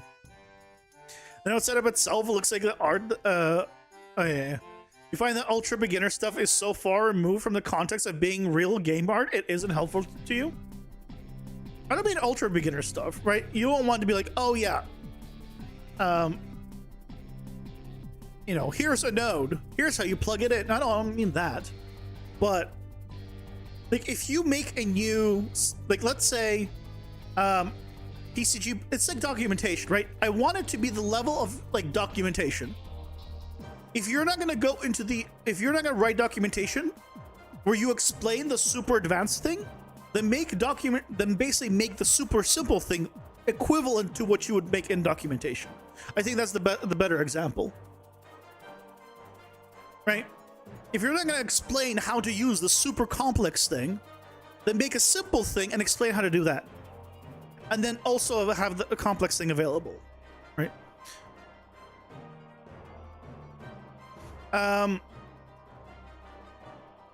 The GPU, the new GPU grass stuff for 5.6 that came out requires you to use HLSL code. You cannot do it otherwise. That is a very high bar. There's a very high barrier of entry. That is not even intermediate. That's not advanced. It's just, but what if there was something lower? Yes, you need HLSL. You need it. I don't know why, but you do. I don't know HLSL. I'll probably never use it because of it. It's unfortunate, but it is what it is.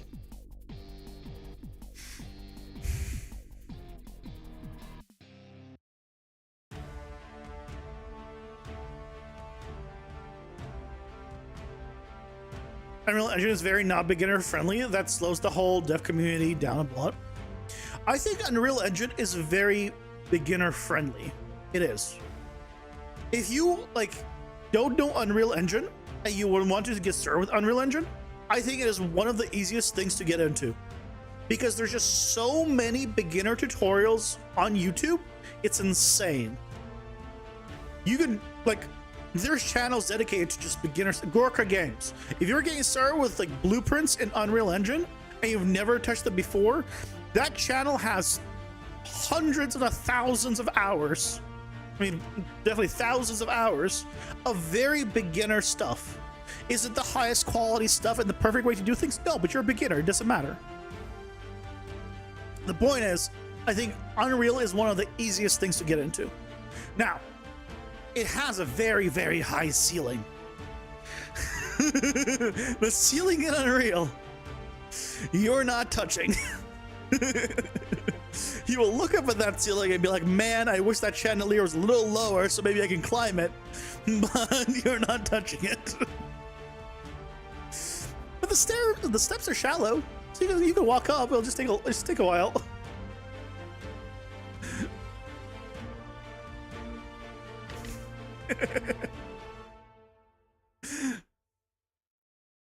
You began with Blender.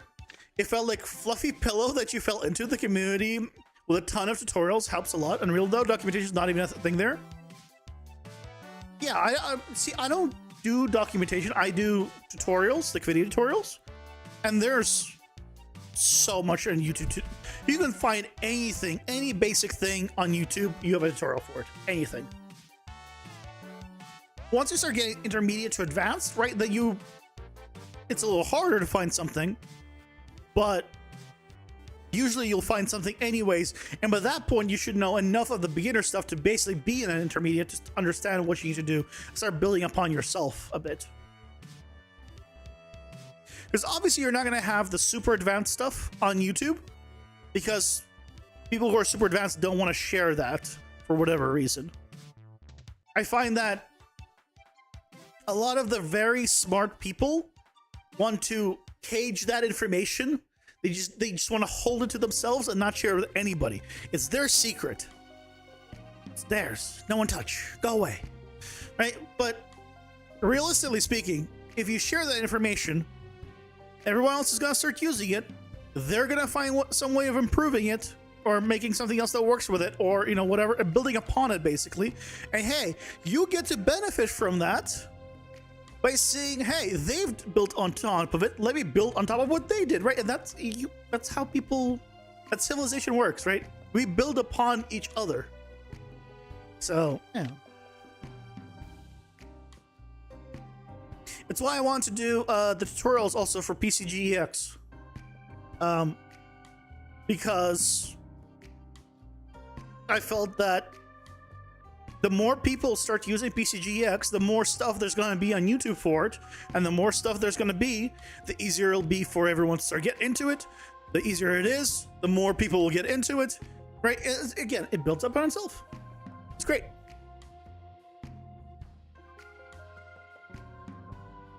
So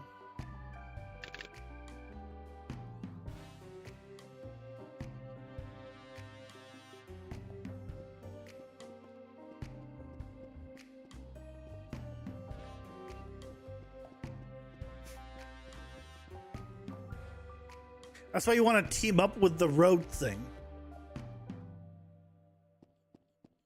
Team up with the road thing. What you talking about?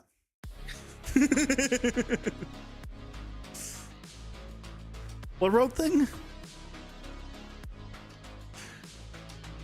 Oh, we should check the damage on the I think the dash worked for the damage, but let's just double check. Sorry, I don't remember the road thing.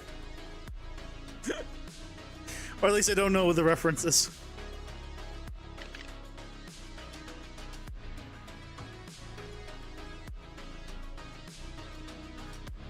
I mean, you're welcome to share anything you'd like. You can post it in the Discord. Everyone always likes seeing like all the things. Did you just take damage while...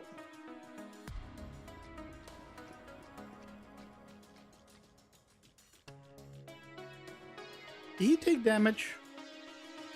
Did I not? Hold on a second. Uh...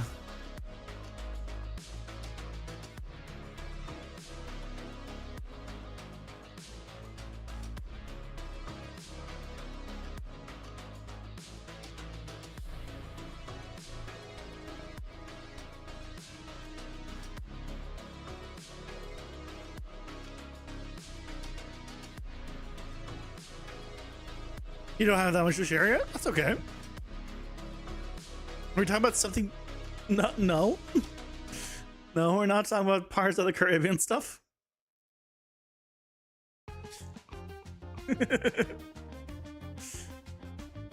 They're good movies. I definitely enjoy Pirates of the Caribbean.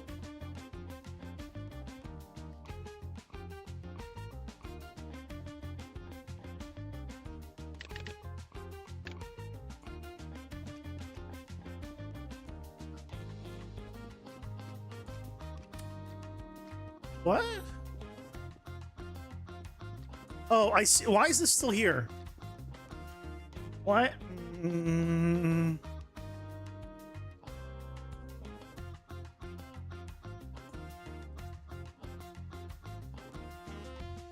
Oh,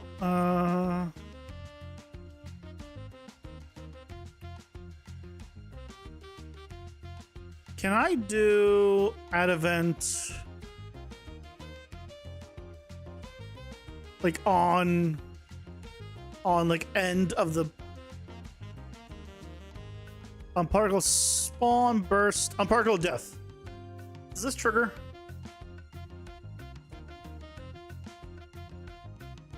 If this triggers, then we just use that.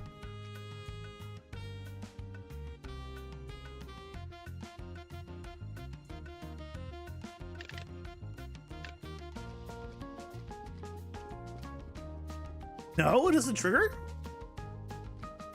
Why does it trigger?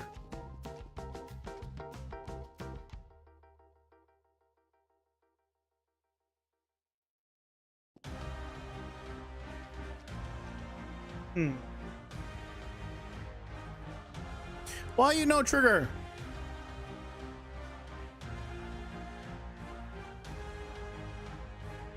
Oh, on system finished. Hold on. This one? On system finished. Does that work? I just wanted to trigger on like when the effect ends. No.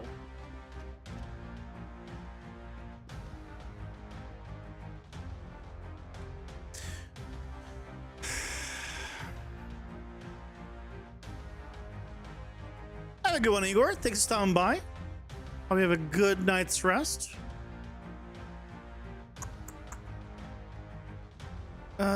Okay, fine. What we can do is check how long. Oh, it's because it's a tree cascade. How do I?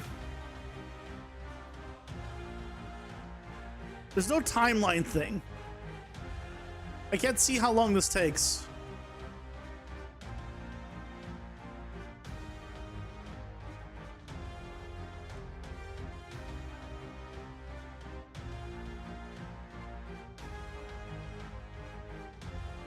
I can't tell how what the age of this is, or like how long this.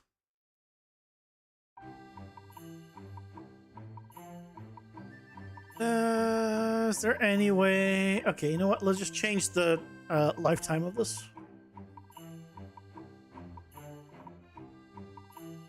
Let's make the lifespan like 1 second. Let's see if that helps. You know what I should do instead?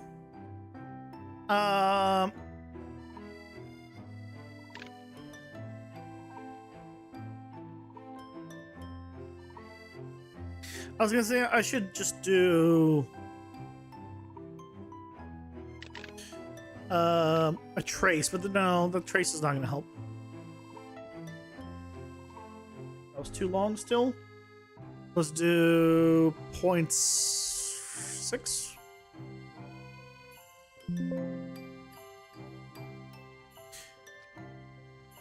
Whoopsie, whoopsie, whoopsie.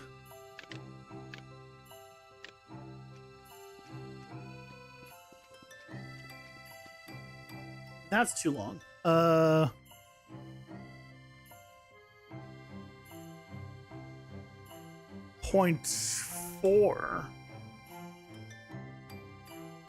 How long is this thing? How long is the explosion?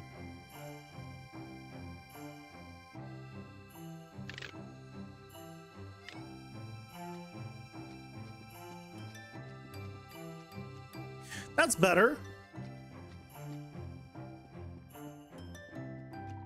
Okay, I think it maybe it's a fraction less.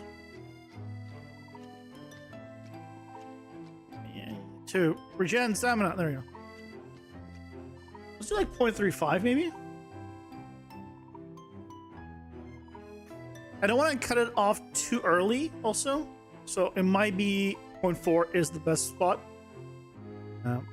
Just do another check.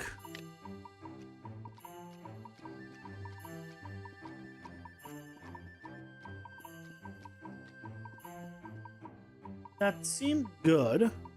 Let's turn off the sphere visibility. That'll get us a better look at what's going on, and if we're happy with it, then that's going to be our thing. We're just going to fix. Oh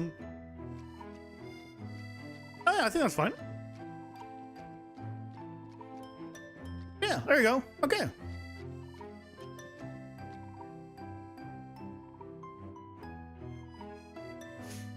Thank you, David. You think fab assets should be more modular to be better suited for PCG? Well, I mean, assets in general are better when they're modular. Just in general, for game engines. Because obviously, the more you have of a copy is better performance than more unique things. But depending on what you're doing, you don't need to have modular things for BCG, because you can spawn in only five very unique things, and that's your graph. Your graph is to spawn unique things, just maybe in a random location, let's say. So you don't need to have modular stuff for that necessarily. Ads are here. Pausing for ads.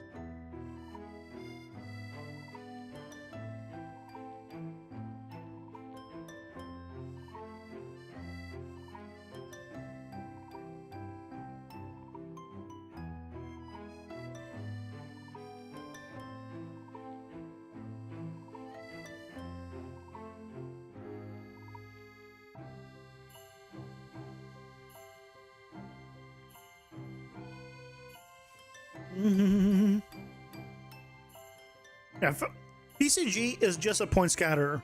Keep that in mind. PCG is nothing but a point scatter.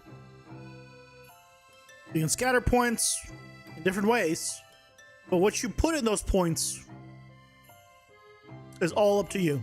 You can spawn people if you wanted to. You don't even need to spawn specifically like a modular building, right? You can just spawn very unique buildings. Yeah. Or you spawn a clown.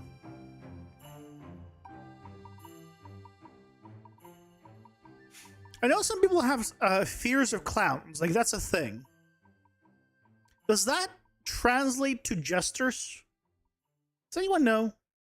If you have a fear of clowns, do you also have a fear of jesters? They're technically different in how they dress and everything.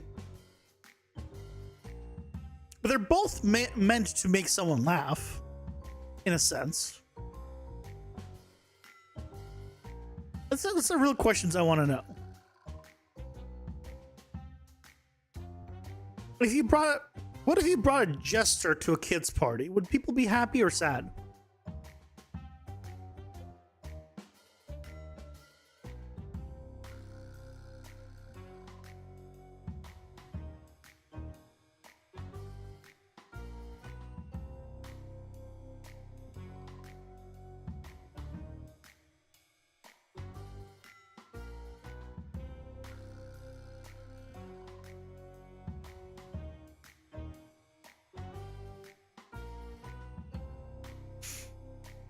I want to know. I'm not going to find out the answer, but I want to know. Okay, so we now have the dash is working. It's using the same effect. We really need more effects. Right, we just need more effects. Wait, did he take damage?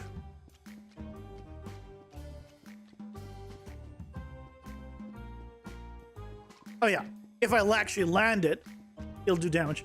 So this is actually the highest tier. You know what? We might need to change the values, because if I get the lowest tier dash, the radius changes based on the tiers. It's 200 to 300. This is the lowest. I might increase the radius, because 200 is not very high. Let's increase the radiuses. Let's go 250. I want the highest to be 1,000. The cursed tier. Is this you know what? We can keep. Ooh, what if we keep the lower values, but we have it stacking, because we can make it actually stack now. So let's do that. We make it stackable, but only the first part will be stackable. The damage will not. So we'll make it so we'll start at 250, because again, the 200 was too low. 250, 400, 600. But then if it stacks, it's gonna be quite large. I mean, I guess that is what it is. So theoretically, we could have 1250. What does 1250 look like? If I just make one of them 1250. What does that look like?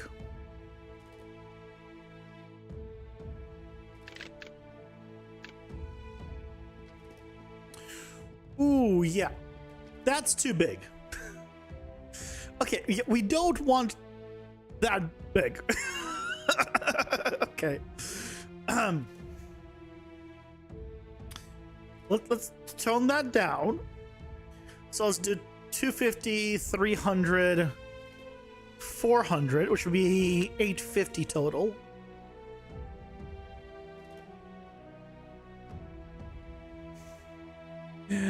I don't want the entire screen to explode when you... I mean, that's a lot if you got all three. But I mean, that's really cool.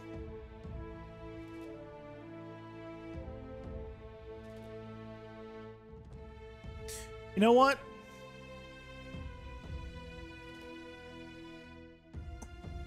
250, 300.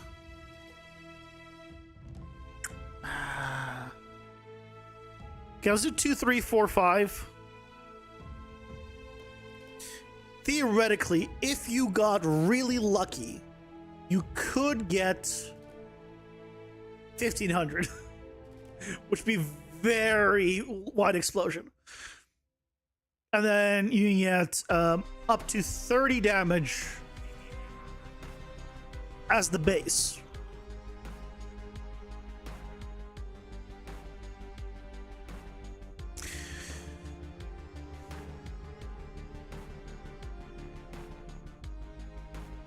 Yeah, let's go with that. Okay, now we have point blank and snipe. Point blank does more damage the closer an enemy is to you. Obviously, if you're melee, it's gonna be easier. Now, deal more damage the closer the enemy is to you.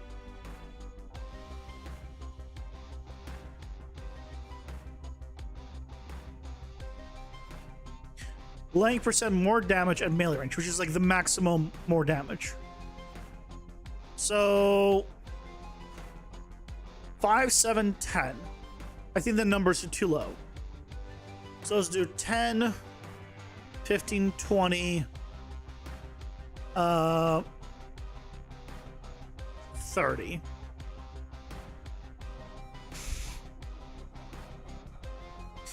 So at melee range, a tier 1 will do 10% more damage. Well, if I look at increased damage, where's the damage one?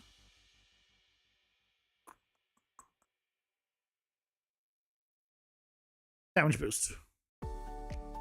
It is 10, 20, 30, 50. Okay. This is less, but it does start at 10 as well. Honestly, 10, 20, 30, 50. Let's do the same values. Because this requires specific condition and the other one doesn't. So I feel like, if anything, this one should be more powerful values than the other. The question becomes, at what distance does it get more damage? And I believe the distance I had it to is like either 1,000 or 2,000.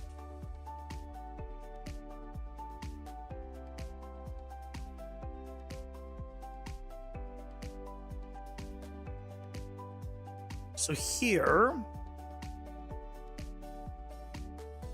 if it was 1,000, so relative to 1,000, it was now for reference, 1,000 units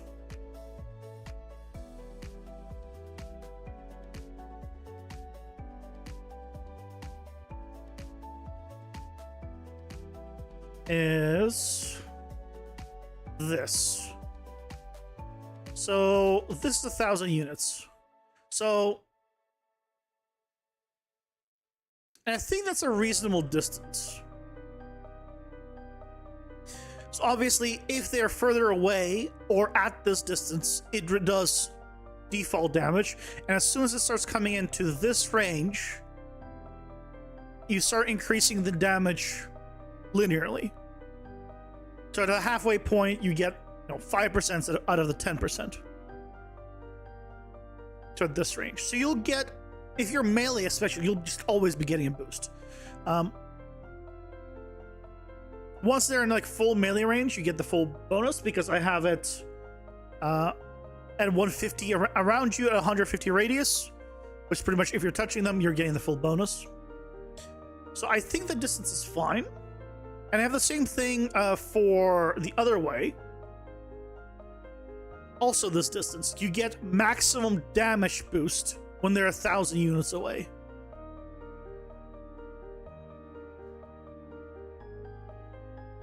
Thousand units away is pretty much where he is right now. So he's about 1,000 units away. So if I hit play, that's the distance. And I think that's fine. I don't want to go crazy, like, right, if I go full screen, right? If it's like around there, that's the distance you have to travel to get the full benefit. I don't want to be like twice the distance because obviously the distance down here is going to be closer visually than here. So I think the distances are fine. Let's check though that it works though. So if we go with melee, and you can absolutely have both. They don't cancel each other out. They just stack. Point blank.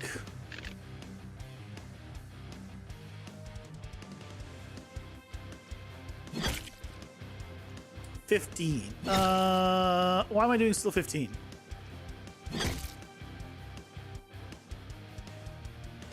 Okay. Good start, good start.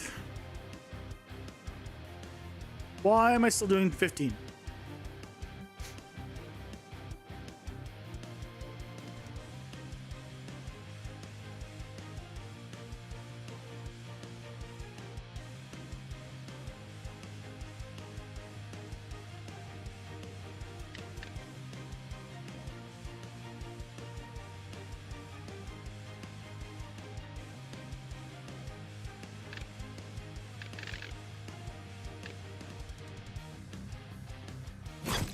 Zero.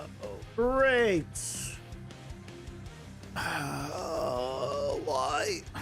Why is it 0?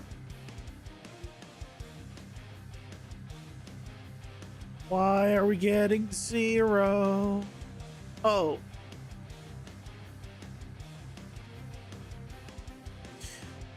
Because I'm stupid.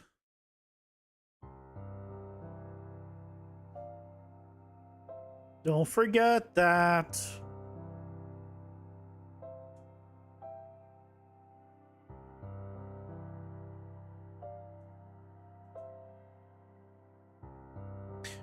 I really wish that when searching gameplay tags, it would just ignore spaces. It's so nice if it did.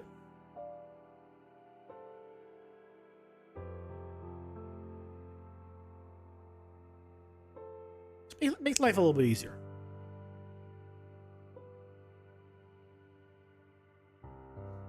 Okay, so now we should be good. We were getting it from the, well, from no one, pretty much. I was using the function, but I wasn't specifying who to get it from. So, let's go you.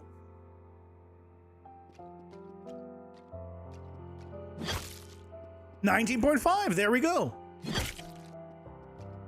So 30 there. 19.4. 19.5. Very nice. So if I got melee and then just shot at him,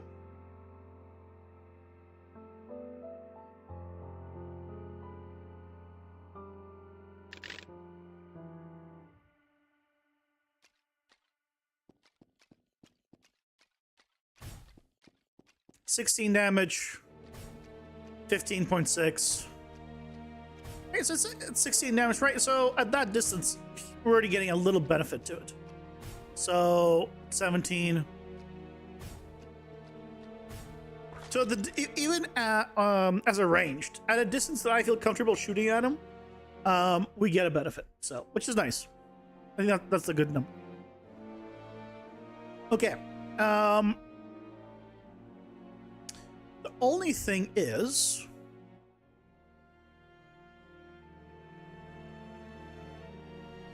this is stackable.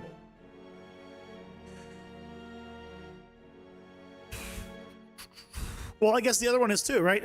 Also, the increased damage. 1, 2 is also stackable. Damage boost. Yeah, that's also stackable. So, you know what? Fair enough. Okay. Same thing for snipe, but in reverse direction. We'll change the values. 10, 20, 30, 50. Deal more damage the further enemy is from you.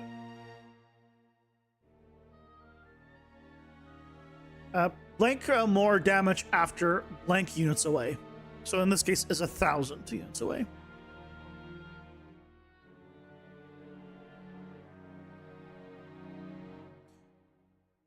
I think that is fine. This is not additive. This will be additive. This is not. I almost. You know something I'm thinking about right now? When I get cards in the actual dungeon, right?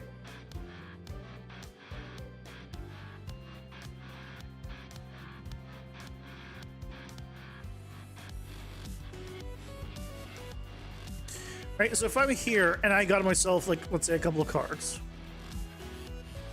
and I press tab, here are the cards. But I see them individually. I wonder if I should have, like, a collected cards, and then maybe, like, a combined cards section.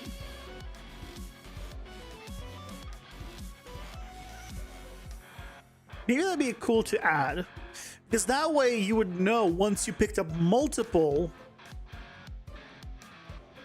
what the combined values are.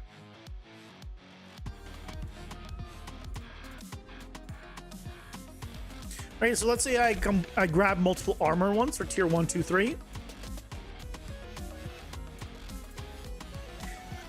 Maybe you should just say the combined version, and then, well, at the same time, but then you won't know which ones you grab, because maybe you're waiting for one. You want to know what tier you picked up. Maybe I'm overthinking it, or overcomplicating it.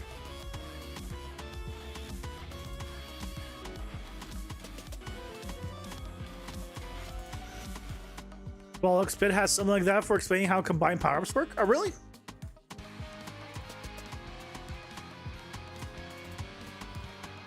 You found that helpful during gameplay? Yeah, maybe I'll add that in then.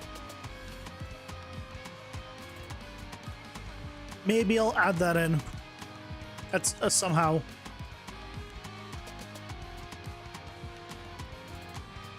Or like collected cards and then be like, maybe half of it will be collected cards and half will be combined cards, or it's like different tabs and you can swap between the two tabs. You can see all the cards that are collected, and then I'll need to find a way of having a combined version because I just don't have a combined version right now. So yeah, we'll see. But just a thought I had just now. Because, well, it will show on the card. I'm planning to add little icons that show which part of it stacks and which part of it doesn't. So maybe once I add it, it'll be enough information. But it's on my mind. Let's put it that way. Right. Yeah, deeper info, exactly. Okay, but that works. Let's check out Snipe to make sure that works. Because we did confirm that point blank works.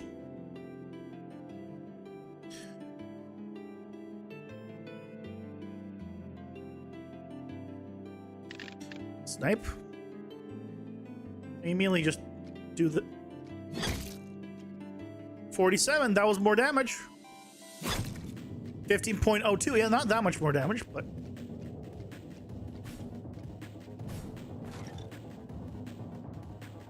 that was working.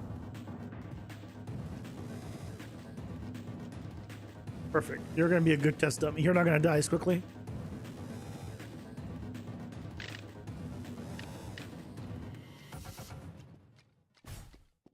$52. 17. Yeah.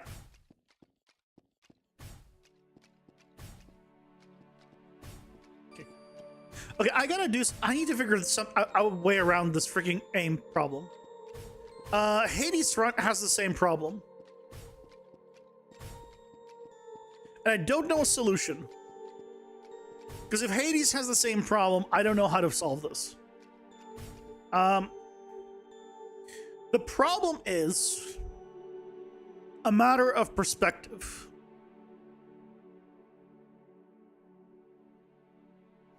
So the problem is you're clicking, right? Let's say you click right here. Well, technically speaking, if we're looking at it from the side view, let's say the ground is here and your camera is here, right? You clicked here on screen, but effectively, because this is where the person is. So if we make this person, right, you clicked on his head. But what you've really done in terms of the game is you've clicked straight across all the way here. You didn't click here, you clicked here. Because it's doing a trace, basically, from the camera to where you clicked. And so if you're standing right here and clicking, you're shooting to the side. So you have to always compensate.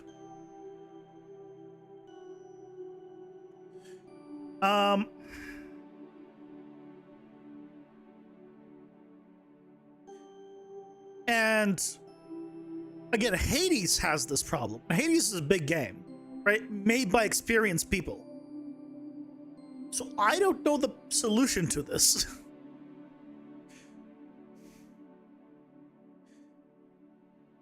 Because if I take this and let's say I duplicate it here, right, and I take this and duplicate it here, the problem is if I draw a line here versus draw a line here versus draw a line here, it's not like I can do a distance back and then down, because this distance, or this distance, whatever it's going to be, is going to be different than this distance, which is different than this distance. Because the further out I click, the further angled it is, the further distance it will be traveling extra.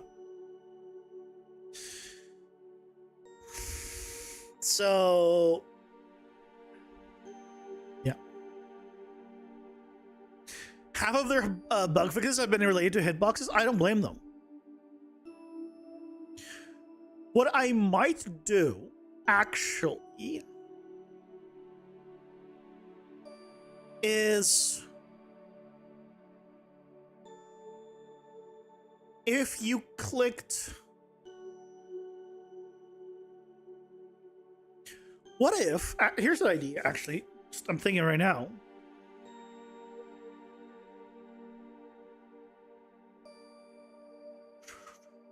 What if...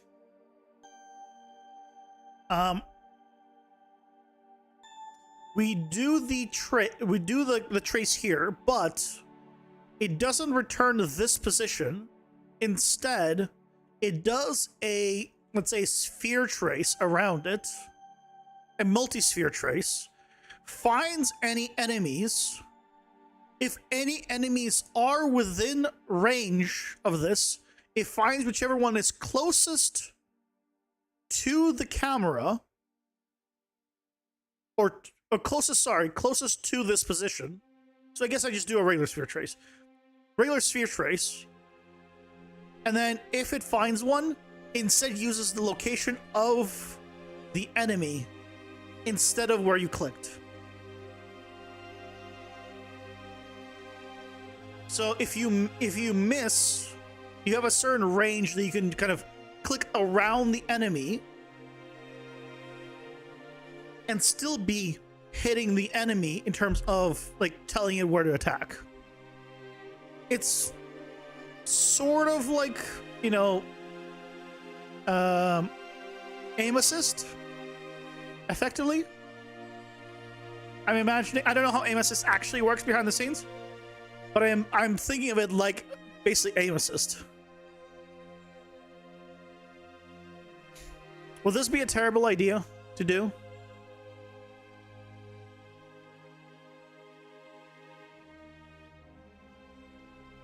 Or if you click, obviously if you did this in the middle of nothing, it'll just use your spot. But if it hit anything, if it hit an enemy, the spot will be the enemy instead. Because a lot of times I just miss my projectiles, and this would help. I think it would make it easier for people to aim with projectiles, which I think will make it feel better. And I think that's the important thing. I think it makes it feel better. I don't think anyone's gonna care if it's not accurate, if it's satisfying.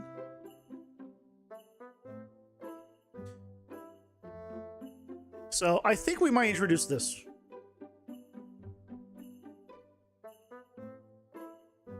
I just we'll see. I just came up with it, so sleep on it. I've got other stuff to do, but I kind of like that idea.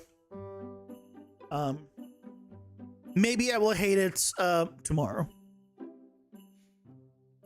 They'll probably be glad it at least hits something, even if it's wrong. Well, it'll go based off of the distance. So in a world where... So there is a world where maybe you wanted to hit specifically in between two enemies, it will not help.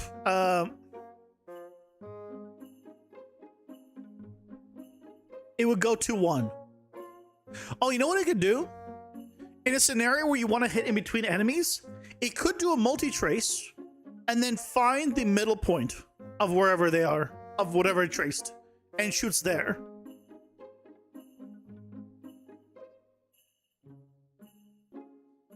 So if for whatever reason they're like close, right? I'm not gonna have it go searching very far, but let's say it searches like this and it finds both. Instead, it's gonna shoot in between them. I think we could play around with it, but it could either pick one or go in between if it picks multiple. I think it's a matter of like playing around and seeing what feels better. But I like the general idea or track of thought on that one. Maybe you could pick one of those methods depending on if it was splash damage or not. It always has splash damage. All attacks have some form of AoE. So yeah, you can increase the AoE, but all attacks have AoE. I actually don't have any ability to decrease AoE range and increase damage that way. I should introduce that. Yeah, so it'll work either way. Yeah. That's why I think this might not be a terrible idea. Obviously, we'll need to check like, once we implement it. But all that is working. Next power up to change is Ghost Intangible, which just lets me dash through enemies, which I kind of just did, sort of, not really. Well, it doesn't help that there's only one, so I'm kind of bouncing off of him. So let's do like multiple.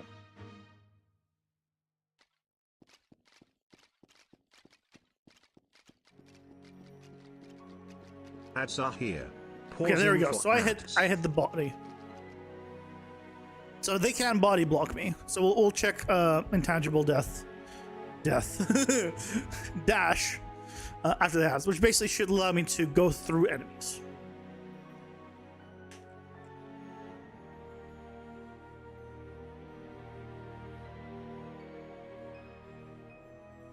Thankfully, the clicking thing is not a big deal in melee, because melee just does a wide enough arc, but projectiles is much more focused, which is why it's a bigger problem for projectiles. The effect will work on both melee and projectiles, and obviously if you're using a controller, then it doesn't matter. Yeah, it's only a problem with keyboard and mouse.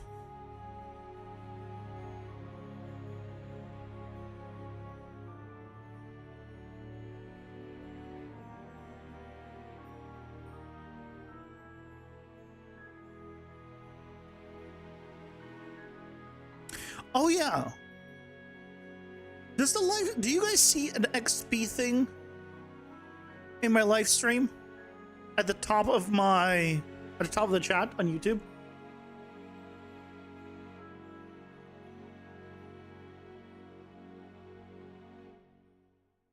Let's see if I see it. That's a new thing.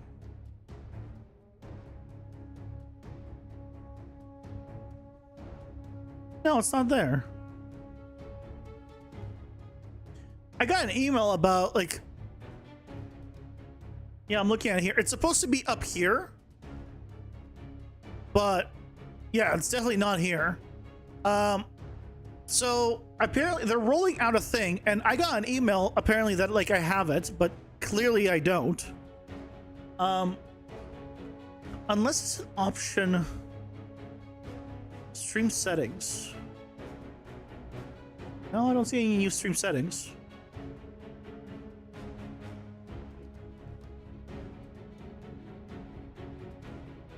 I thought maybe it'll be under stream settings. Apparently they're adding an XP thing. It's not only XP, it's like channel points, but it's there only for the stream. and the top 3 people, like the top 3 people, get like a badge next to their name. That's like first, second, third, or whatever it is. And it doesn't do anything past that at the current moment. But hopefully they're on track to give it like a channel point type thing. Because if you could redeem those points for something, that'd be nice. Otherwise, it's just, just basically it's there to show people who's the most supportive, engaged. I don't know what their term is, because you could pay to win it. You're supposedly getting XP for every, like, whenever you type messages. So it motivates spam, which is great. And you also get more XP if you just throw money at the streamer. So it motivates pay to win. So there's and it doesn't do anything except, and it gets reset after every stream. So a few problems with it. Aside from the fact that it's not working, but I got an email saying it's working. But hopefully they'll introduce a channel point type thing on YouTube. Please introduce that. And give us more access to API stuff. For the love of God. Stop restricting it. Open it up like Twitch for the love of all that is holy.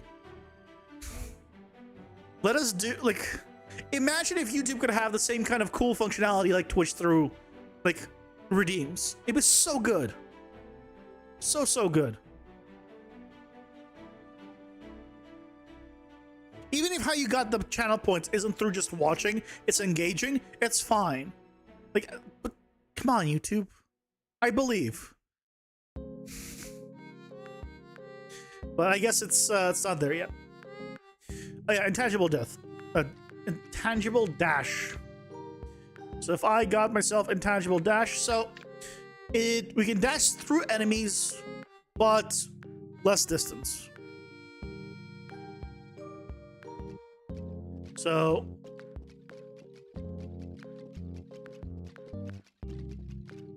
yeah, I just dash right through enemies, but I just go not as far. It's not as far? Oh, I need to test it. Yeah, that's pretty far.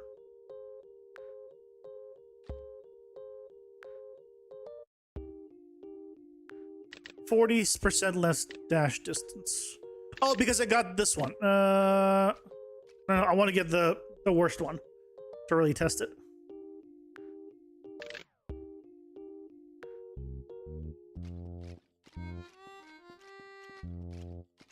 Is it working? I don't think it's working.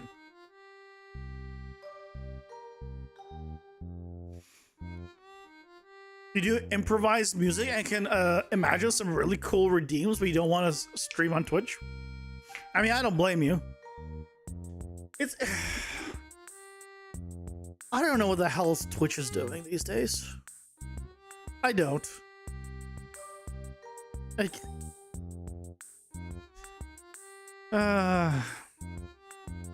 Hopefully they get their shit together. Like, Twitch goes from like being real bad that everyone hates to like starting to make up some ground and like be like, okay, you know what, they're like, actually doing things. And now we're back to, oh yeah, it's bad on Twitch when people are voluntarily moving to kick from Twitch. Things are bad when that happens. When they're like, you know what? Kick is better than Twitch. I'm moving over. Things are bad.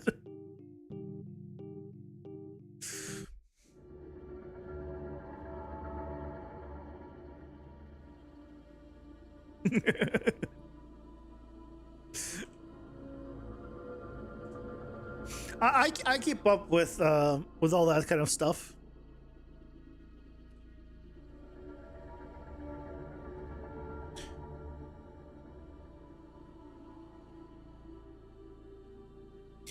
I keep up with it. Makes me sad, but yeah.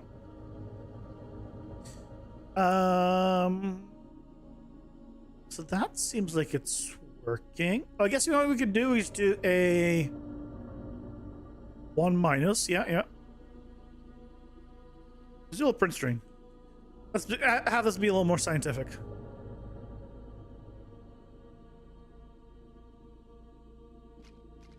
$750.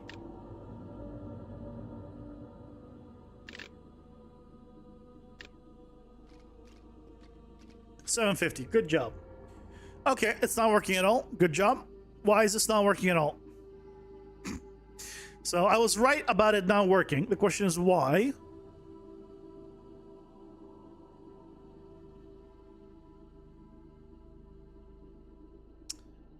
Um.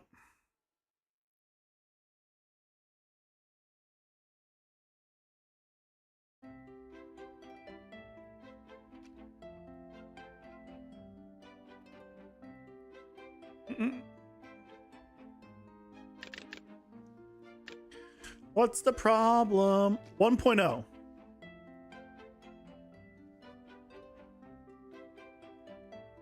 Excuse me?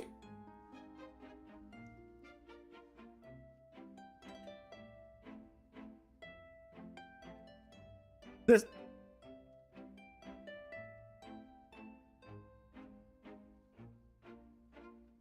Excuse me? What do you mean 1.0?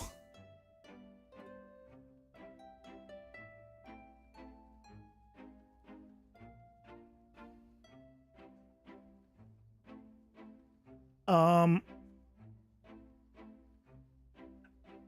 ha-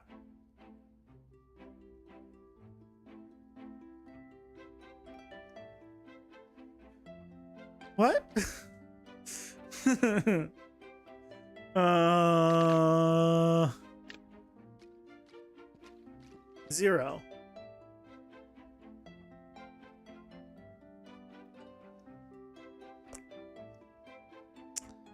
Okay. Um.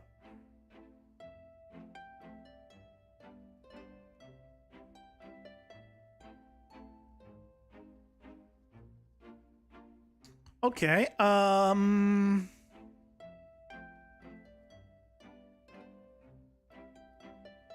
Active item.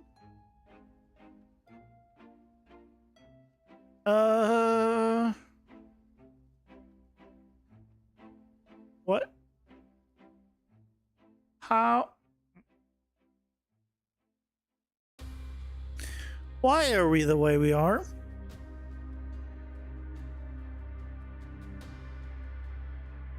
Why are we the way that we are?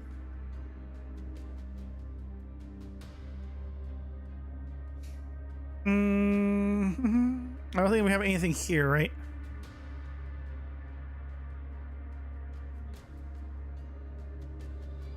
The only thing I can think of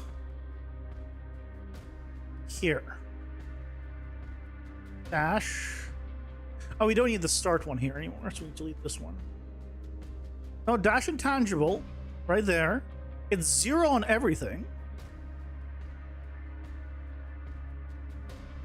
But it is there. Player ability dash intangible.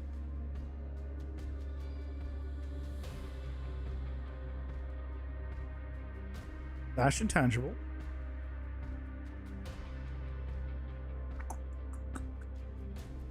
What's going on? What? What?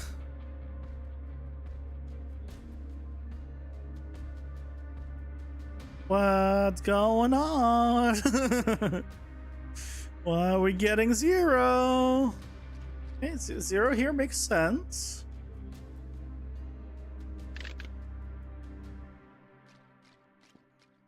Why are we still 0?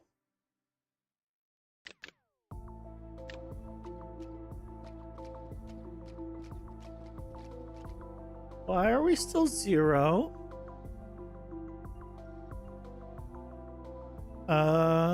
Okay. Let's do a little print string. Are we getting the right tat?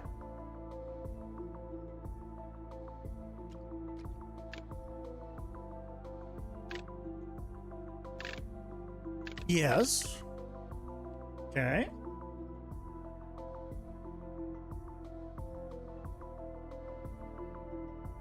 Are we getting the right information?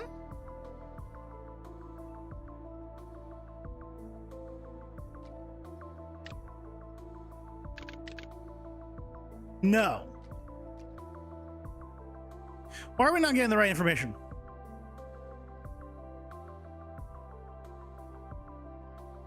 How is that possible? Why is that possible? You. Is the card's information correct?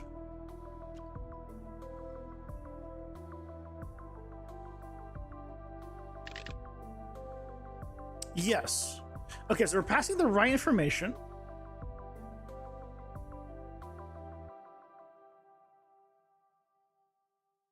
It should be marked as additive. Oh, no, it's not additive, sorry.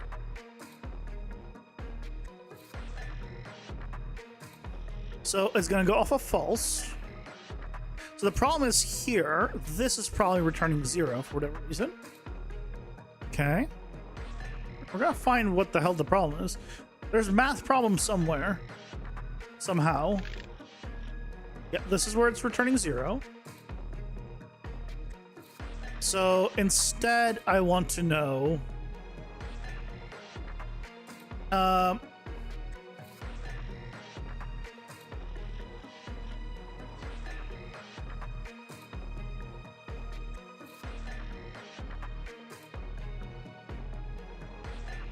Are we getting you?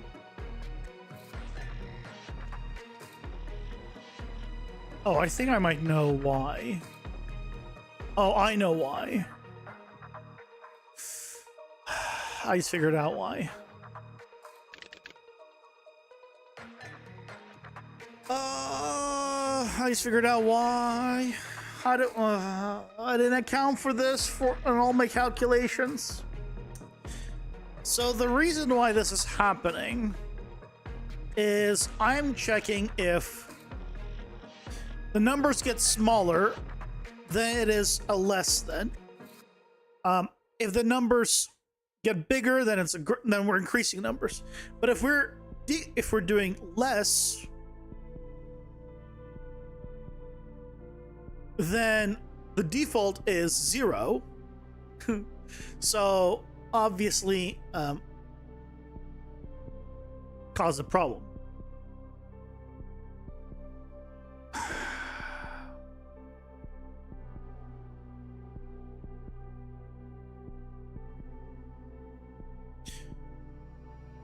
Because if it's less than, it checks if it's less than value 1. God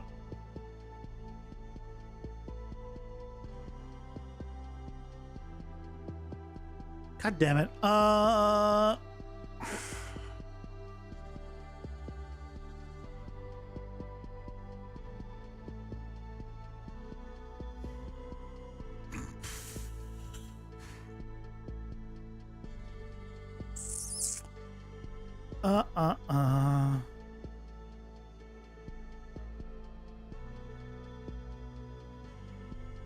Wait, I think it's actually, I can do negative numbers. The thing, negative numbers I have displaying as positive still. So...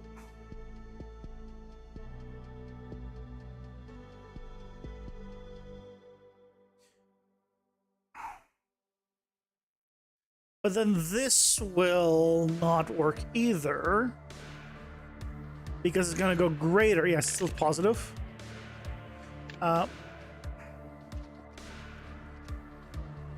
Because 0 is greater than all these numbers. Damn it. I need to...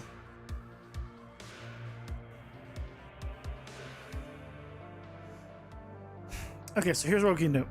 We can make the default here 100.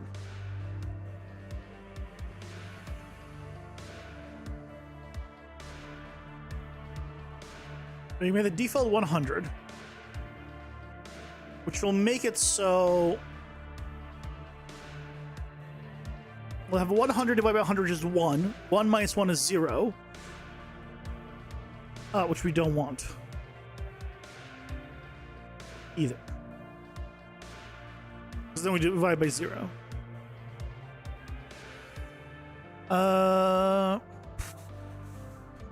We want to do this only if we have the tag. That's going to be the thing.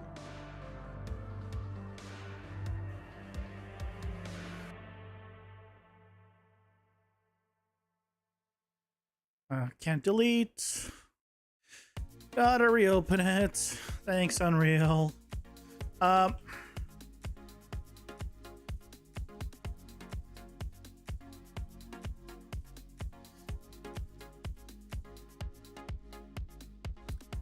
Check if we have the tag.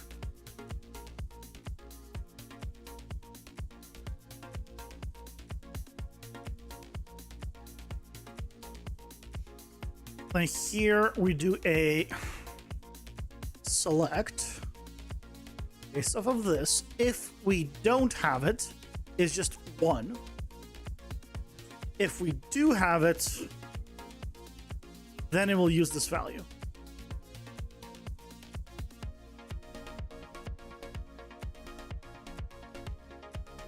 And then if we add a print string back in,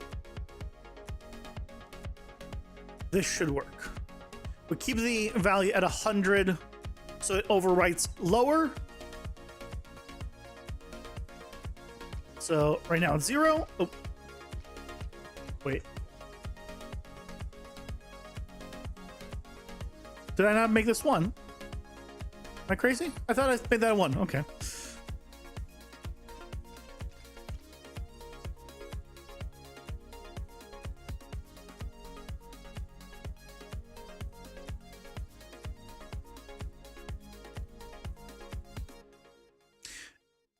Excuse me?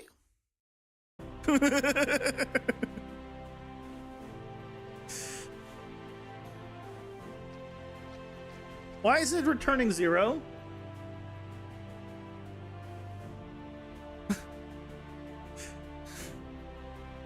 Oh, whoops.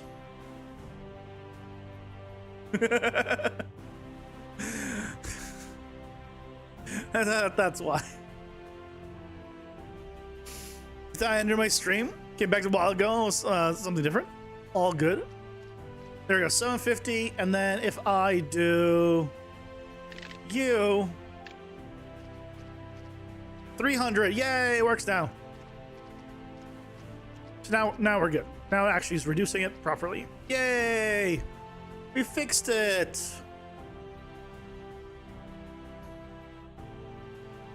And now it all works.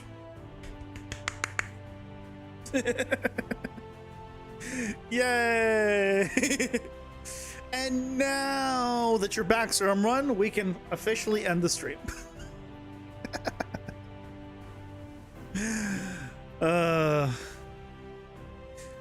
Thank you guys so much for watching. Well, we have only a few power-ups left to fix up, and then we gotta add new power-ups from the ones we removed, because we now need more power-ups to make up the ones we removed. So yeah, I guess it's power-up month. And then once we're done with the power-ups, though, new boss. But thank you guys so much for watching. Hope you enjoyed. I'll be back tomorrow at 6:30 Pacific for some more game dev. I hope to see you guys then. Take care, everyone. Have a good night. Bye-bye.